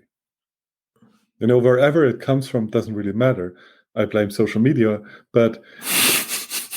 and the establishment, and Alex Jones, and the IRS. Don't forget the IRS. And the IRS. So I basically blame everybody, but that's not going to go away quickly. Societies don't depolarize as quickly as they polarize, and you always have crazy people that are pushed to the edge. And what happens if a few of those crazies, no matter what side they're on, discover that you can essentially disrupt all connection between the East and West Coast by placing a handful of bombs in the right spots, then you're really fucked. We have that, essentially all the big fiber lines run only through very few spaces in the US that you can find on maps. What then? I have this feeling that things might happen. We shouldn't bet on 2021 becoming not more interesting than 2020. I think that 2020 was a tutorial. Yeah, that's a bit my fear, actually. That we still, I think, like in this illusion, it's gonna be over soon, No, but the reality the age of cyberpunk has begun. Yeah, 2020 was the warm up, and then 2021 is the speed up phase. Yeah, and it's gonna continue for a while. It's probably going to be crazy, one way or the other, Exactly. And not just this year. I think we have entered a phase where social, economic, and technological factors will create a world that is going to be very interesting in the Chinese sense of the saying. Which means? Well, there's this Chinese curse that is, may you live in interesting times. So I think that It's kind of funny because New Year's 2020, we had the New Year's Eve party at the TAZ. You And it mean had 2019 to 2020? yeah, exactly. And the motto of the party was the beginning of the cyberpunk era, right? Age, I think, or something. Or age. Yeah. And I think that we really called it. Yeah, I think that was one of my most popular tweets ever. That 2020 will be the beginning of the cyberpunk age. And the weird thing is, I think we called it, but on the other hand, it turned out to be completely different than anything I expected. You know, Yeah. Called it, but totally different. True. And so this year, I'm very hesitant to make any predictions. I mean, the only prediction I'm making, I agree with you. It's probably gonna go crazier instead of getting better.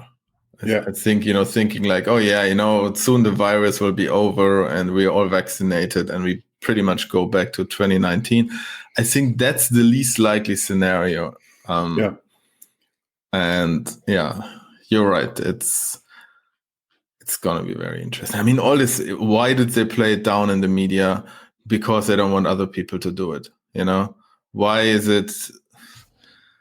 I mean, you already also have that, if you think about it, you already also have that with the conspiracy memes, with 5G, people attacking cell towers, because of radiation or whatever. But the effect is the same, maybe somebody started that as a meme and it's pretty much, mimetic warfare going into disrupting communication networks.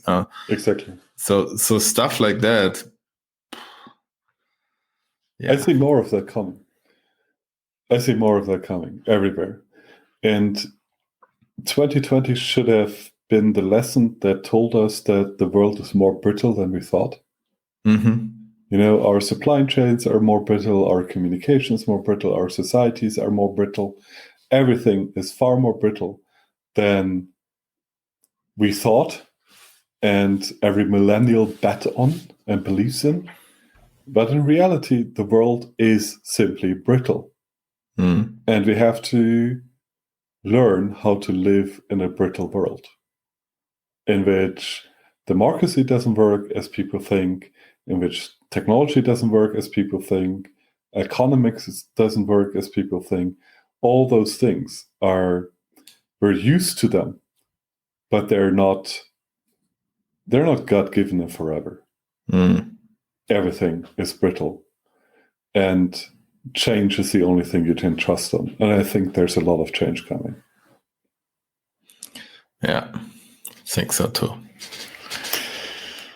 Well, which I kind of like. I have to admit, kind of this whole everything is chaos.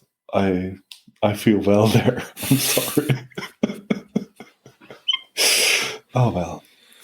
Okay, that's good last words, I think. Yeah, that's good last words. I think the details of that you might want to discuss with a good therapist, maybe, or a priest, whatever. Whatever flies over. Yeah, the dark corners of your soul, maybe you want to look into them. No, I think they're beautiful. Yeah. Yeah, so should we close on this very yes, we should. Dark outlook as usual? Cool. Every change is opportunity, so it's not a dark outlook. That's true. Yeah. There will be tons of opportunity in 2021 and the coming decade. Tons. Yeah. Exactly. All right. Then we go to the donation report as usual. And I'm going to report the donations. I made them the report a couple of weeks ago. Since we didn't do any episodes, the donations also dried up. They dried up. But we're very grateful that you donated so much. And I hope as we speed up or re-engage with the podcast, the donations re-engage as well. So as usual, I give the donations in the currency of the most donated cryptocurrency. But the numbers might be a bit off with all the, number go up the recent weeks. It's all a bit outdated now. It's a historic ranking. Historic ranking from about, 3-4 weeks ago. Most donations we got in Bitcoin was 14 millibitcoin. Second most donations we got in Decred, 4.7 Decred. Third one was Monero, 3.5 millibitcoin. Fourth was Zcash, 3.3 millibitcoin. And the last one was Bitcoin Cash with 1.4 millibitcoin. And we also got some nice letters. What was it? The drink? Punch? A self-made drink, which was awesome and has been exclusively consumed by me. Yeah, I was generous. I gave it all to Smuggler. So thank you for that. And Send more alcohol. And we also take your dirty fiat, of course. As usual, you can find all our contact details and donation addresses and the mailing address on taz0.org/bitstream. You can also write us at bitstream@taz0.org. And there's also a forum on bbs.enerplex.net. Which is a good example of not using Twitter and relying on that shit. Yeah. So async@bbs.enerplex.net. Yes, and it's also private property, so don't piss Smuggler off. So he'll kick you out. But other than that, a lot of things go there. Exactly. Right? Exactly. So we thank you all for your attention to listen to us today. I hope you enjoyed the episode, and we hope that we have a follow-up episode with a much smaller break this time. If you have any comments, anything, write us. Thank you for listening. I'm Smugger. Bye. Bye.